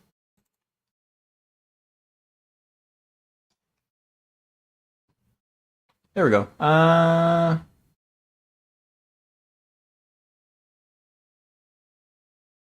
Okay, so it would be anti-personnel grenade. I think yeah. So it is an anti-personnel grenade. This is near. Um.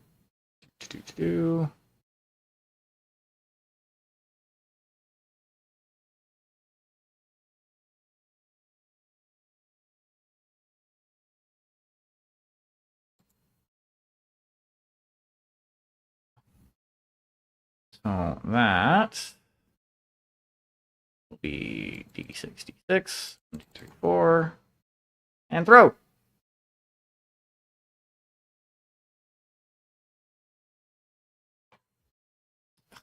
Yeah.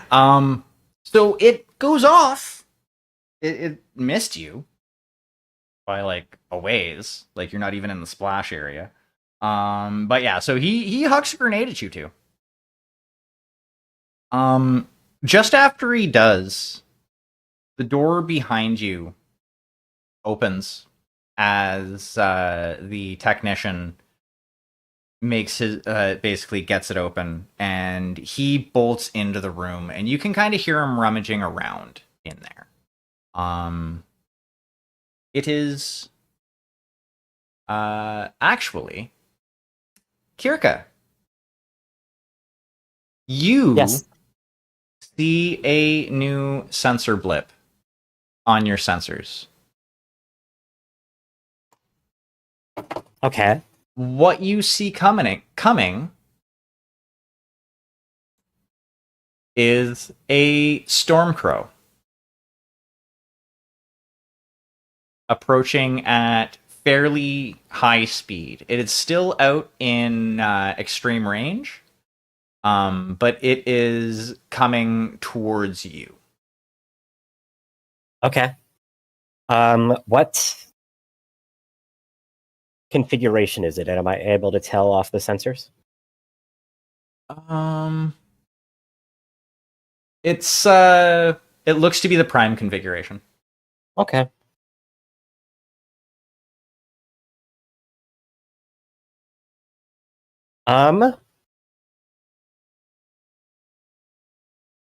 This is starting to take a little bit more time than I would like. So I am going to radio up to left claw Mm-hmm. and inform them that the window for exfil is beginning to shift, and I would like for them to change their landing position to the jail, and to Be there, oh, let's call it 5 minutes. Half. We'll do what we can. Appreciate. And then I'll radio Jet and Deanna. I have redirected Left Claw to exfil to arrive at the jail in 5 minutes' time. Just so you are aware. Half. And I am also going to maneuver, knowing that the Stormcrow is going to. Actually, how far away is the Stormcrow from my position?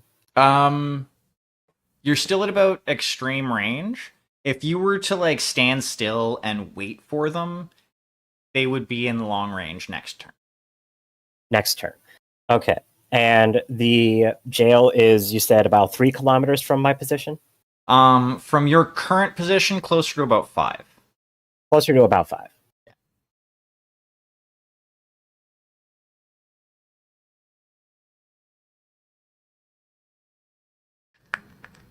Yeah, I'm going to start making for the jail. Alrighty. Not to say that the Stormcrow scares me or anything like that, but it's probably an advanced unit, and I would rather not face a sudden gaggle of Jade Falcons by myself. That's entirely fair. Okay. Deanna, what would you like to do? You just had an angry pineapple explode near you. Oh, I love that description. Yeah, we are on a tight timeline. This guy is proving to be a Savashri, so more melting. Is entirely fair. 153.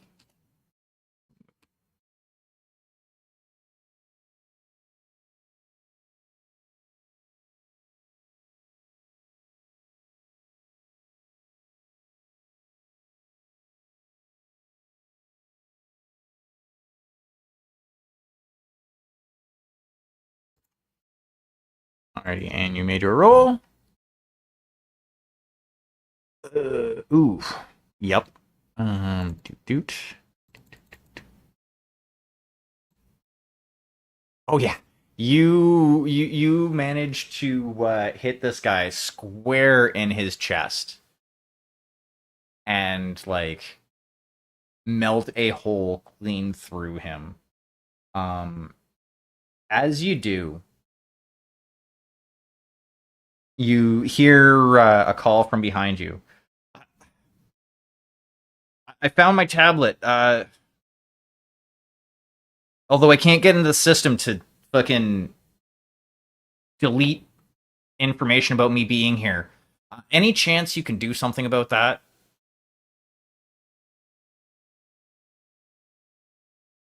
Is the machine physically accessible? Yeah, you can see the computer like from the doorway. Then, yeah, the computer's getting destroyed.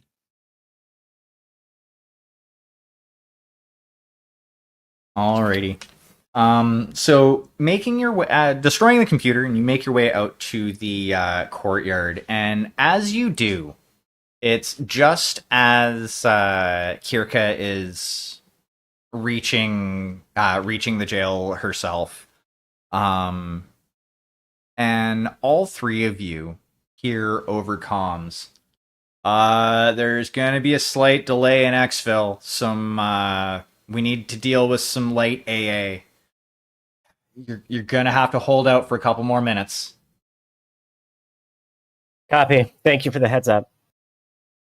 And simultaneously with that, you see a couple more signatures join in with the Stormcrow. And by their designations, you can see that it's a pair of mist lynxes.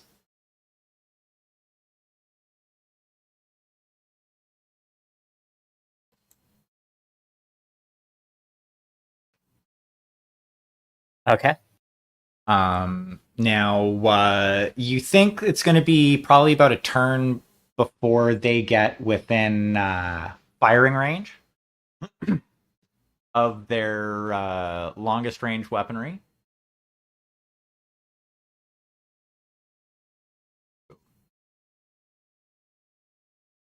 Oh, missed it. It's right there. Yeah. So it's going to be about a turn before they get into long range. Is there anything you would like to do in the meantime? All right. So we have a Stormcrow and a pair of Mistlynxes coming our way. We are in we're in a town next to a jail. What's the immediate layout of the area that we're kind of in right now? Like, what's it looking like? Let's see if I can find a spot to draw.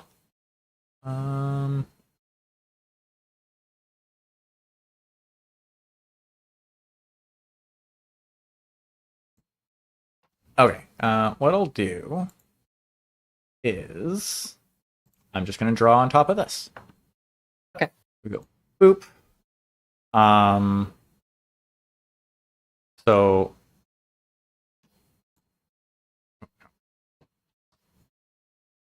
I didn't want that layer. I wanted that layer.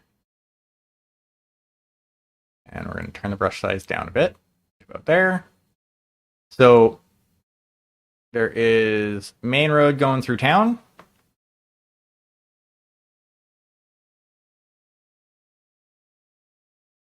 Boop.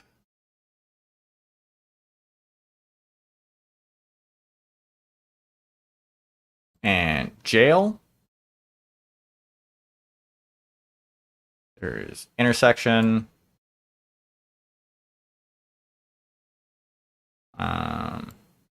Another intersection right here.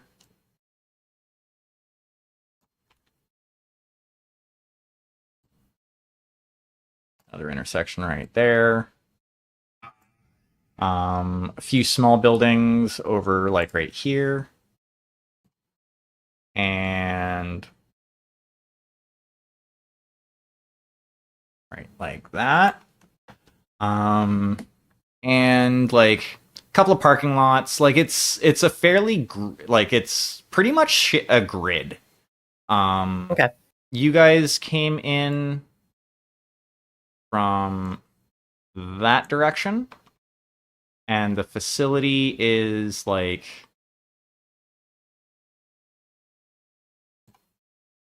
over there at the other side. And then each of these has like 1-2-story buildings.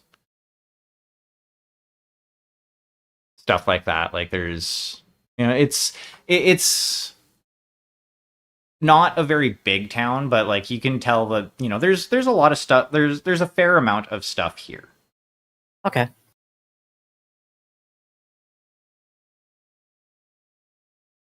And I'm going to guess that the Stormcrow and Mistlynxes are approaching from the outpost. They're actually coming in from the south. They are coming up.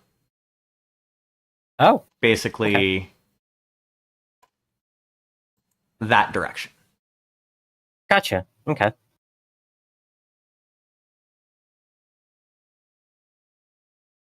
Probably from a different facility. That's fine.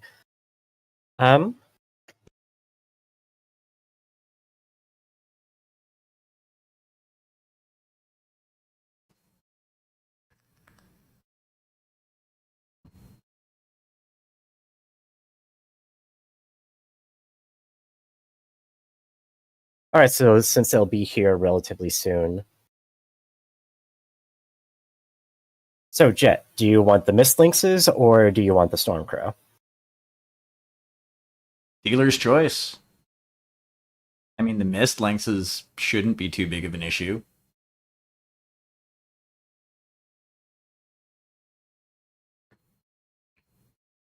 Which Do let me know. Do let me know if they become a hassle for you. Oh, I'll engage. I will engage the Stormcrow. Fair enough. It's you are the boss. Sounds good. And it is about this time that your sensors blip that the three mechs have gotten into long range.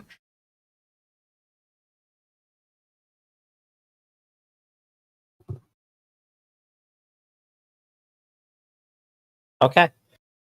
Let's play Rock'em Sock'em.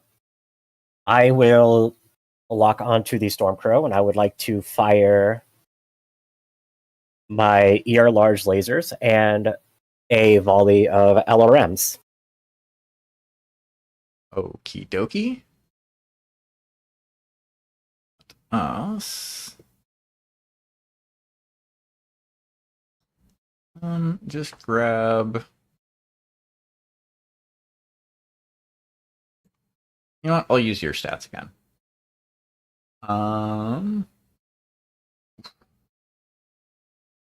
So make your roll to hit. All right. With a -1 due to the fact that the Stormcrow is faster than the Timberwolf. Yep. They are faster, right? I'm like 90% Yes. sure. 97.2 versus 86.4. They are both listed at 3 Three. movement in the No. abstract. Oh, Yeah. 3? Okay. So no change. Okay. Well then. I got a 13 with the lasers. Nice. I've been firing lasers first, yeah. Thing is pretty decent, actually. He manages to avoid your laser shots. Okay. That's what the missiles are. That's what the missiles are for. That's fair. So then I'm going to fire that, and that is a 16.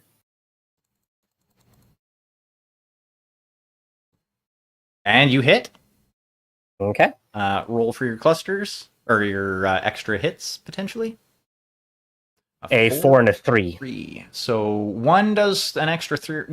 One extra hit for 3 damage. The other one misses. Okay. So roll your first. All right. So that will be 8 damage to the 8, which should be the torso, right? Yes. That was 8. Okay. You said. Correct. Ooh, you manage to strip the armor off the torso with the first hits from your volley of missiles. And where does your second volley hit? The remaining 3 damage is also the torso. 7. So yeah, that's going to be 3 potential crits. Okay. Crit number 1 is a 7, no joy. Crit number 2, no joy. Number 3, no joy. But you did take out a good chunk of its internals. Oh, I'm sure he's hurting. Because you did 3 out of the 6 internals that it has. It's not in a good way at the moment. Alrighty. So Jet,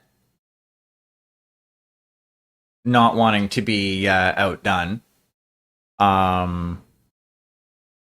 seeing that everybody is in now long range, is actually going to kind of push ahead a little bit and close to medium with the pair of mist links, and is going to aim at the first one with both of the LB5Xs.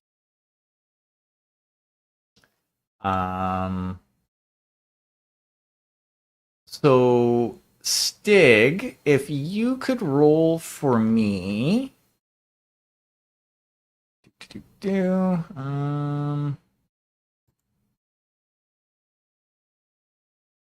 A defense roll with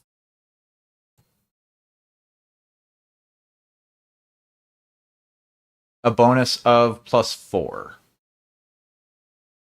That would be Wunderbar.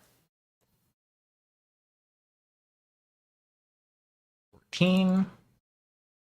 Then guns is... This one is at a -1 to hit because the Mist Lynxes do move faster than the both of us.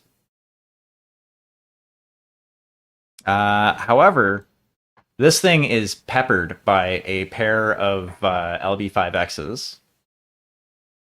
And it is going to be hit in the 10, which is the left arm, which I do believe that will just straight up take out the left arm of that mech. It's Lynx. Yeah. And so that would be 2, and then that would transfer into the torso. Which... Ouch. Yeah, so it basically ends up taking out the first Mist Lynx in a hail of shrapnel. As you see kind of cascading explosions go from the arm and into the torso of this mech. Oh, that was left arm too, I do believe. Yeah, that was left arm. Yep. And that is... Thankfully it has case. But still, it basically took out, a third of this mech as it kind of just falls to the ground. Deanna, you are making your way, or I'll say you've probably made your way to, at the very least, the courtyard with the package. All right. If it is quickly enough to mount up, she will tell the technician to find shelter and mount Jet's mech. Try and get in there. Yeah, you could probably. I think he is a little bit too far away from you to mount up on his mech. But you would be able to close into the combat a little bit. I think you would be able to get into long range if you have anything that can do anything at long range. I do not, but we'll get there. Yeah, that's fair. Alrighty. So we have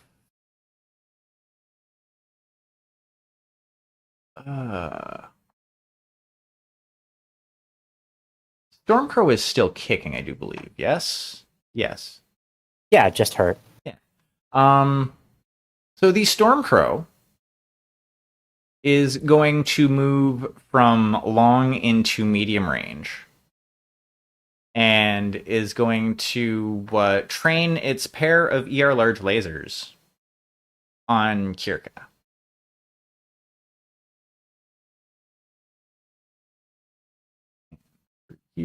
I was using that.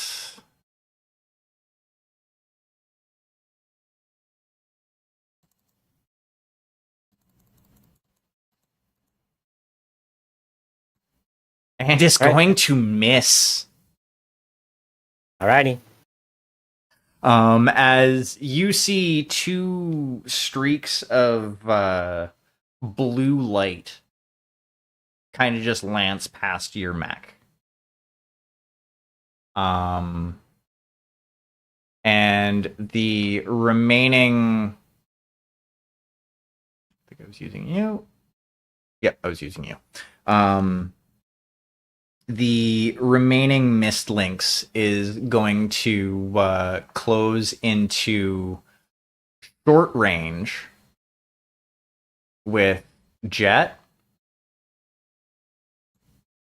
and try and lay the hurt on, as it were. Then is going to essentially unload with everything that they have. So starting with an LRM-10.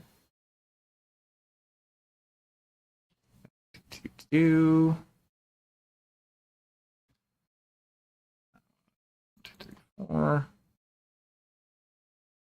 going to roll an 11. And Jet's piloting.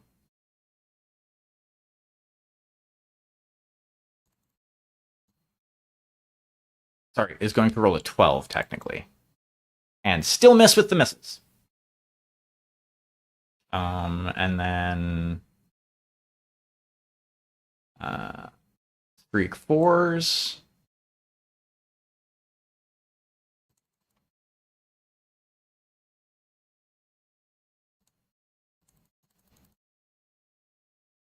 Is going to miss. And Machine Guns is also going to probably miss.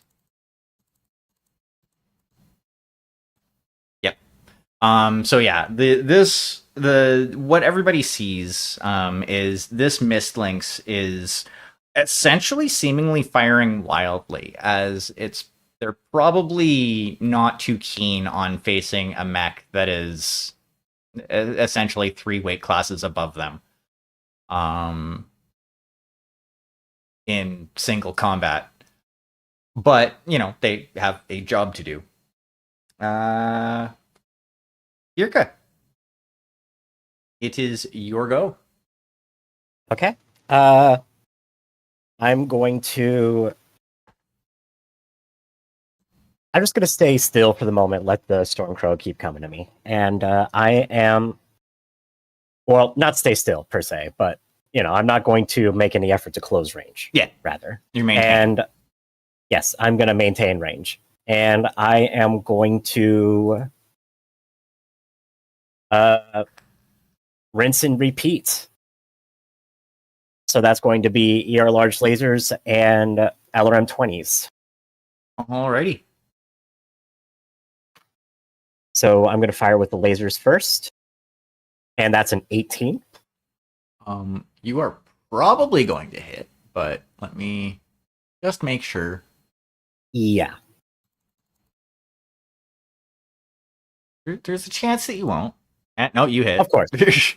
You hit. Okay. And that is 2d6. Oh, that's to the torso. It's dead. Oh yeah. Okay, so how does coring this thing out look?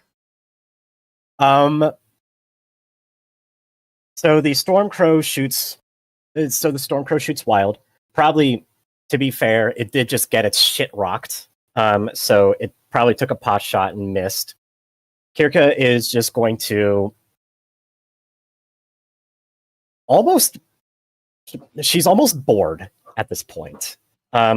With how things have been progressing so far, she is going to just carefully lay her crosshair onto the Stormcrow, noting that there is a little bit of cratering and such where the armor had crumbled off, and she notes that there was some internal damage to the structure, as she's going to fire her ER large lasers directly into that spot, and it's somehow going to, almost to the exclusion of all the other armor on the Stormcrow, lance directly into the sweet spot in the armor, nail the fusion reactor, and there's going to be a small flash as the reactor essentially shuts down, and the Stormcrow just sort of stops moving and slumps over, almost like it just is trying to catch its breath.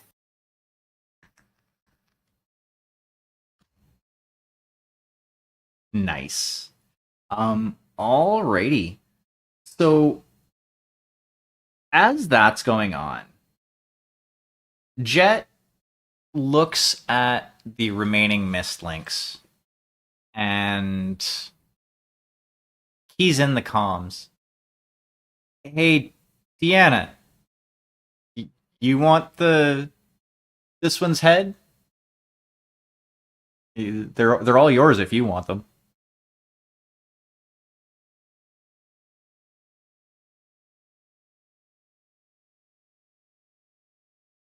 I won't turn down an I will not turn down an opportunity to make my cousin proud.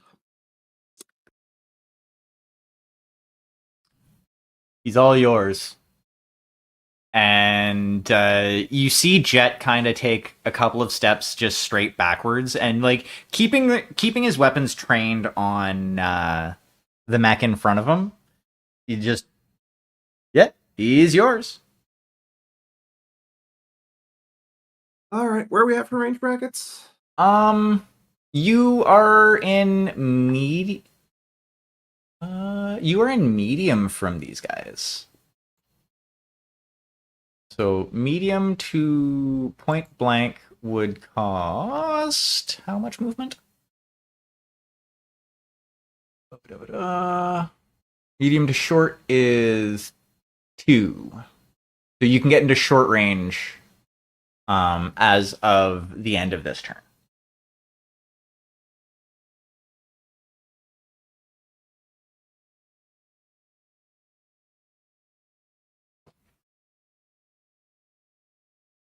Yeah, I think we're gonna have to go for it because medium range is not good for me. No.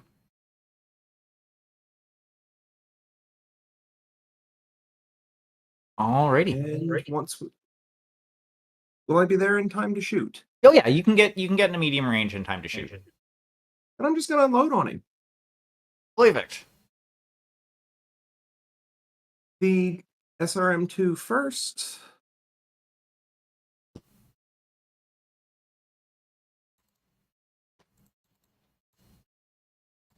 And you hit.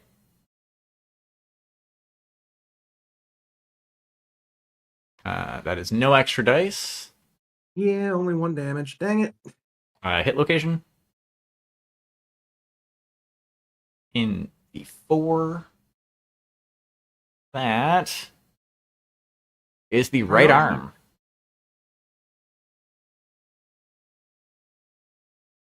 Oh man, if I would have had the extra damage, that would have been the arm. Yep. Oh, sorry, mislinks? Oh yeah. That. Well, you managed to strip the armor off the arm at the very least. That's what I mean. If I would have had the extra damage, that would have been the arm. All right, small laser next.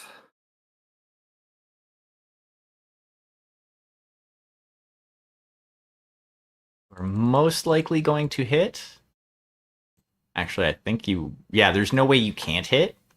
So yeah, you hit.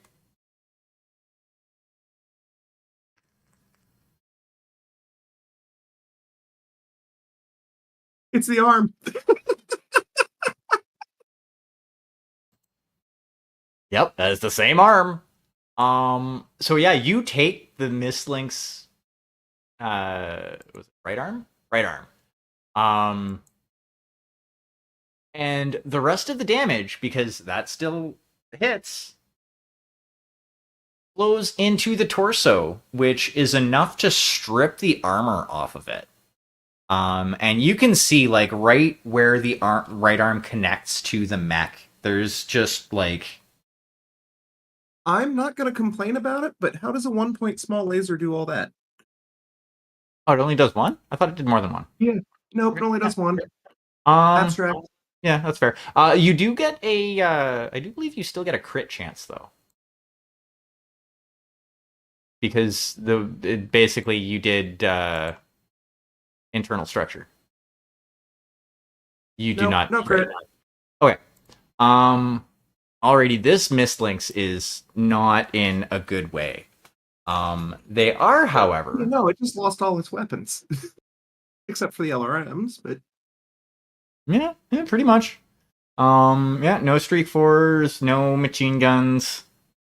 All it's got is an LRM-10, which it is going to try and fire at you. Actually, there's should I some... apply the -2 to you, or should I apply a +2 to me? I'm applying the -2 on my end. Your speed is 2, right? Yes. It would... Okay, so...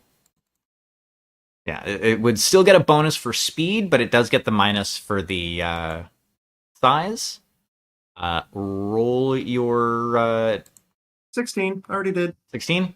Okay, yeah. You essentially sidestep as a 10 LRMs hit the ground right where you were initially standing.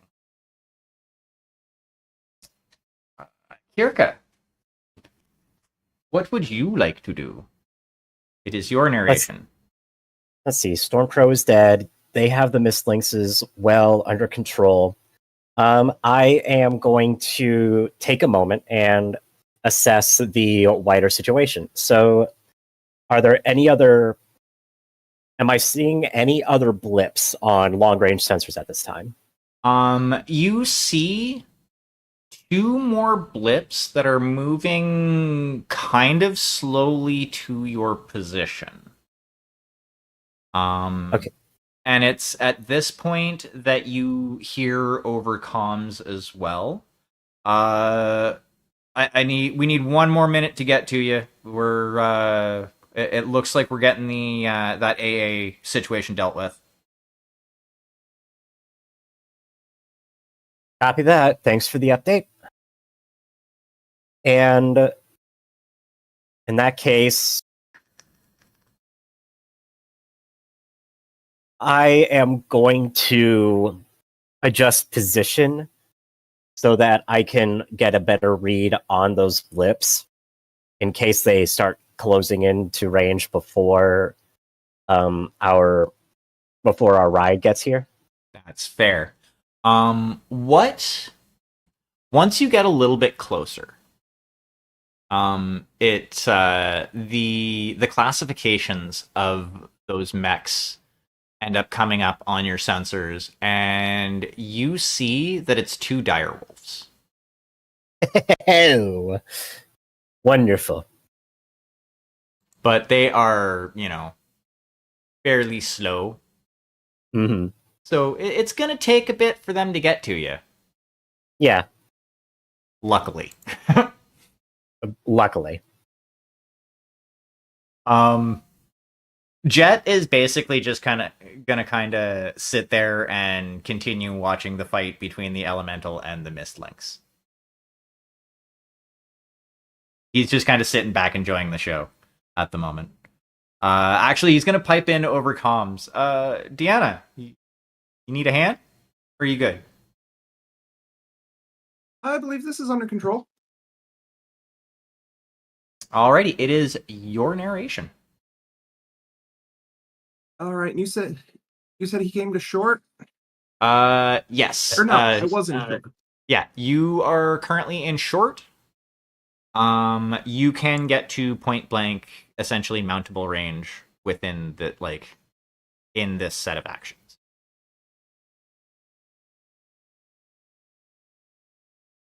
With the movement that you have.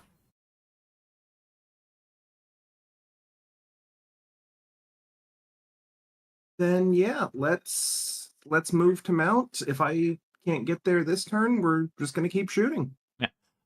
Yeah, you can mount up. Now let's go to the mech scale combat, anti-mech attacks. You're going for a swarm attack? Yeah, with backup coming, we need to get this quick. Oakley dokley. So you would spend one movement point to get into range, and one movement point to make the as part of the swarm attack.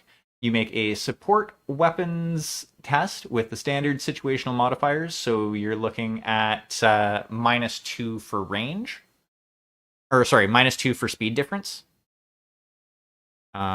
which is All right, and I am going to blow a point of edge to re-roll that because that is gross. I can yeah. Much That is better. yeah, that is The, much better. The -2 for speed would make that a 16. Yeah, you manage to mount up. So you don't do any damage on this narration, but your next narration, you will do a punch attack on roll punch location for weapon used. Check for critical hit. Okay.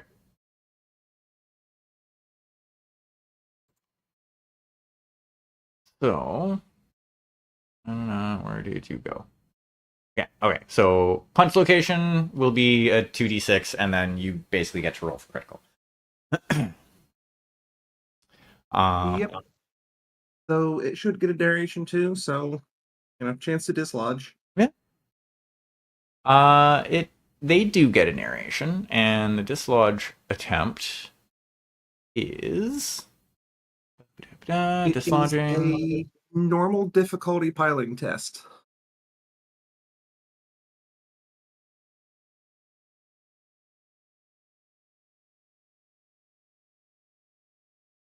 Okay. So that. Yeah.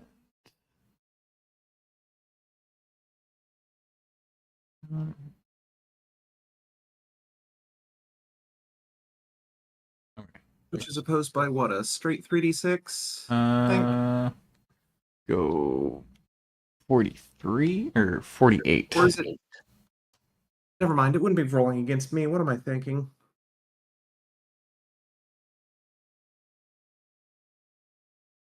Splitting test. Yes.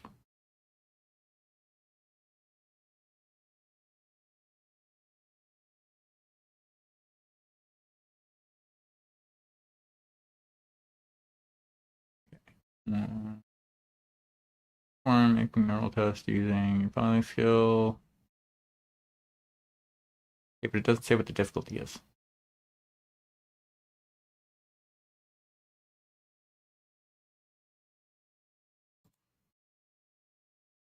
Oh, okay.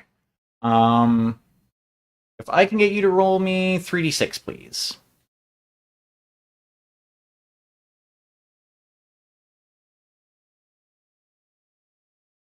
Stick. Ah, perfect. I'm working on it. Yep, no worries. I have a pesky dog. That's fair. Alrighty. So they managed to actually knock you off, and you are now in point blank range still.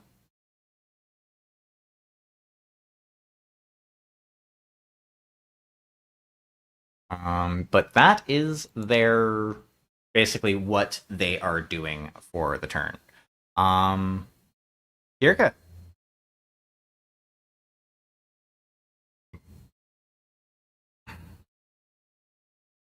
It is your narration. You see that the two dire wolves are are still closing, but they're still like quite a ways out. Okay, so still in extreme range. Yeah. All right. Based on their pace, about how long would it be before they got into range? Would I be able to tell that?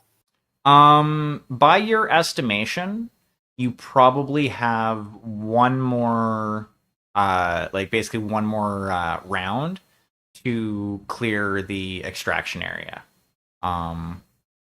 Before they get here. Type deal. Okay. Yeah. Okay. And just so I have an idea of how much time has elapsed, about how much longer would it be before the left claw enters the area? You're thinking it's it's going to be about the same amount of time. Like it's going to be cutting it close. It's going to be cutting it close. Yeah, you figure Okay. if you guys can get rid of the last mist links here, you can probably make it out. Okay. Without too much hassle. Okay. In that case, since I probably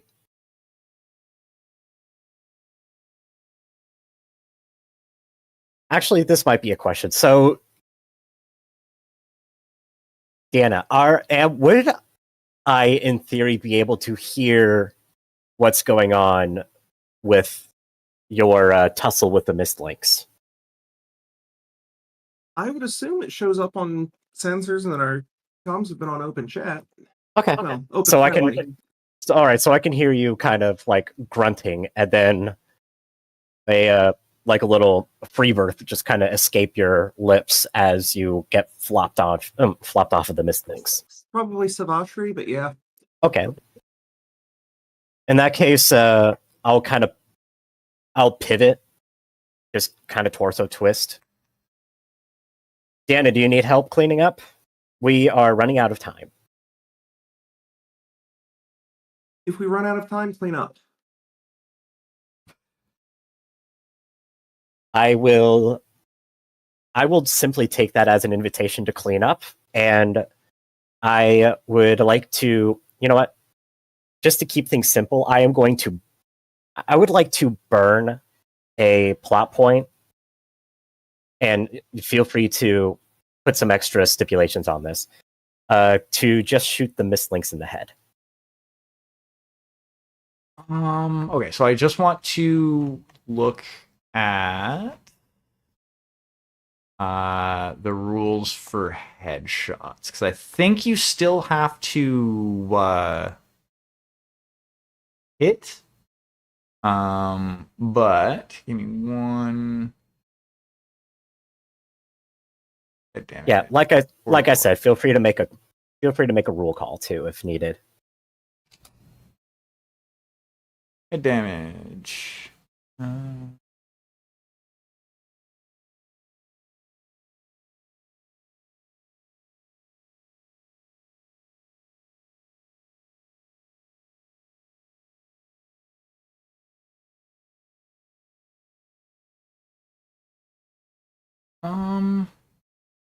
You know what? I think thematically this works. So yeah, I'll let that ride.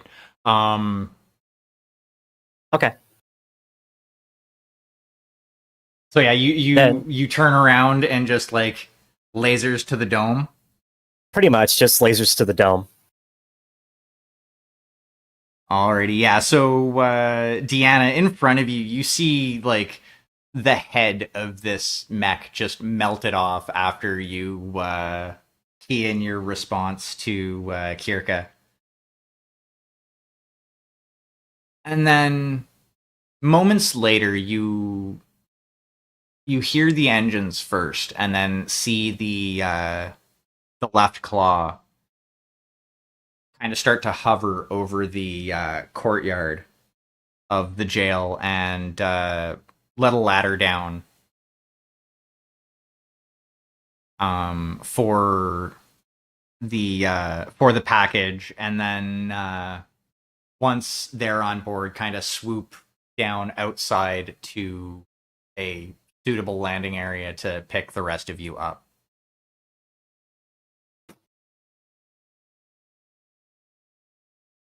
And as you're leaving, and as you're pulling away, you can feel the dropship rocked by what feels like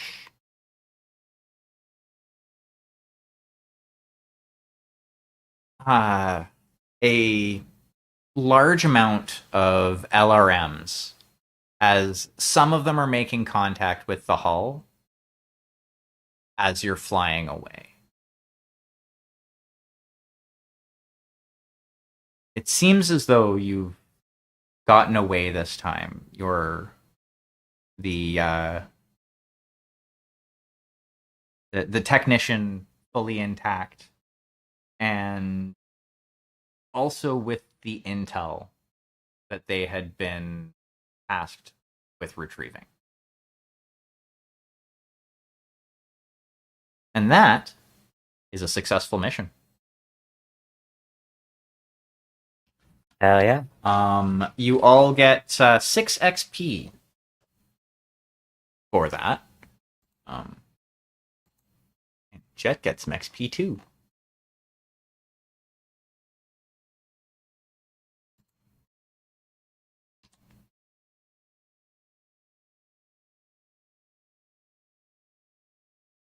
Alrighty, so that was definitely fun. I hope the rest of you enjoyed that those escapades as well.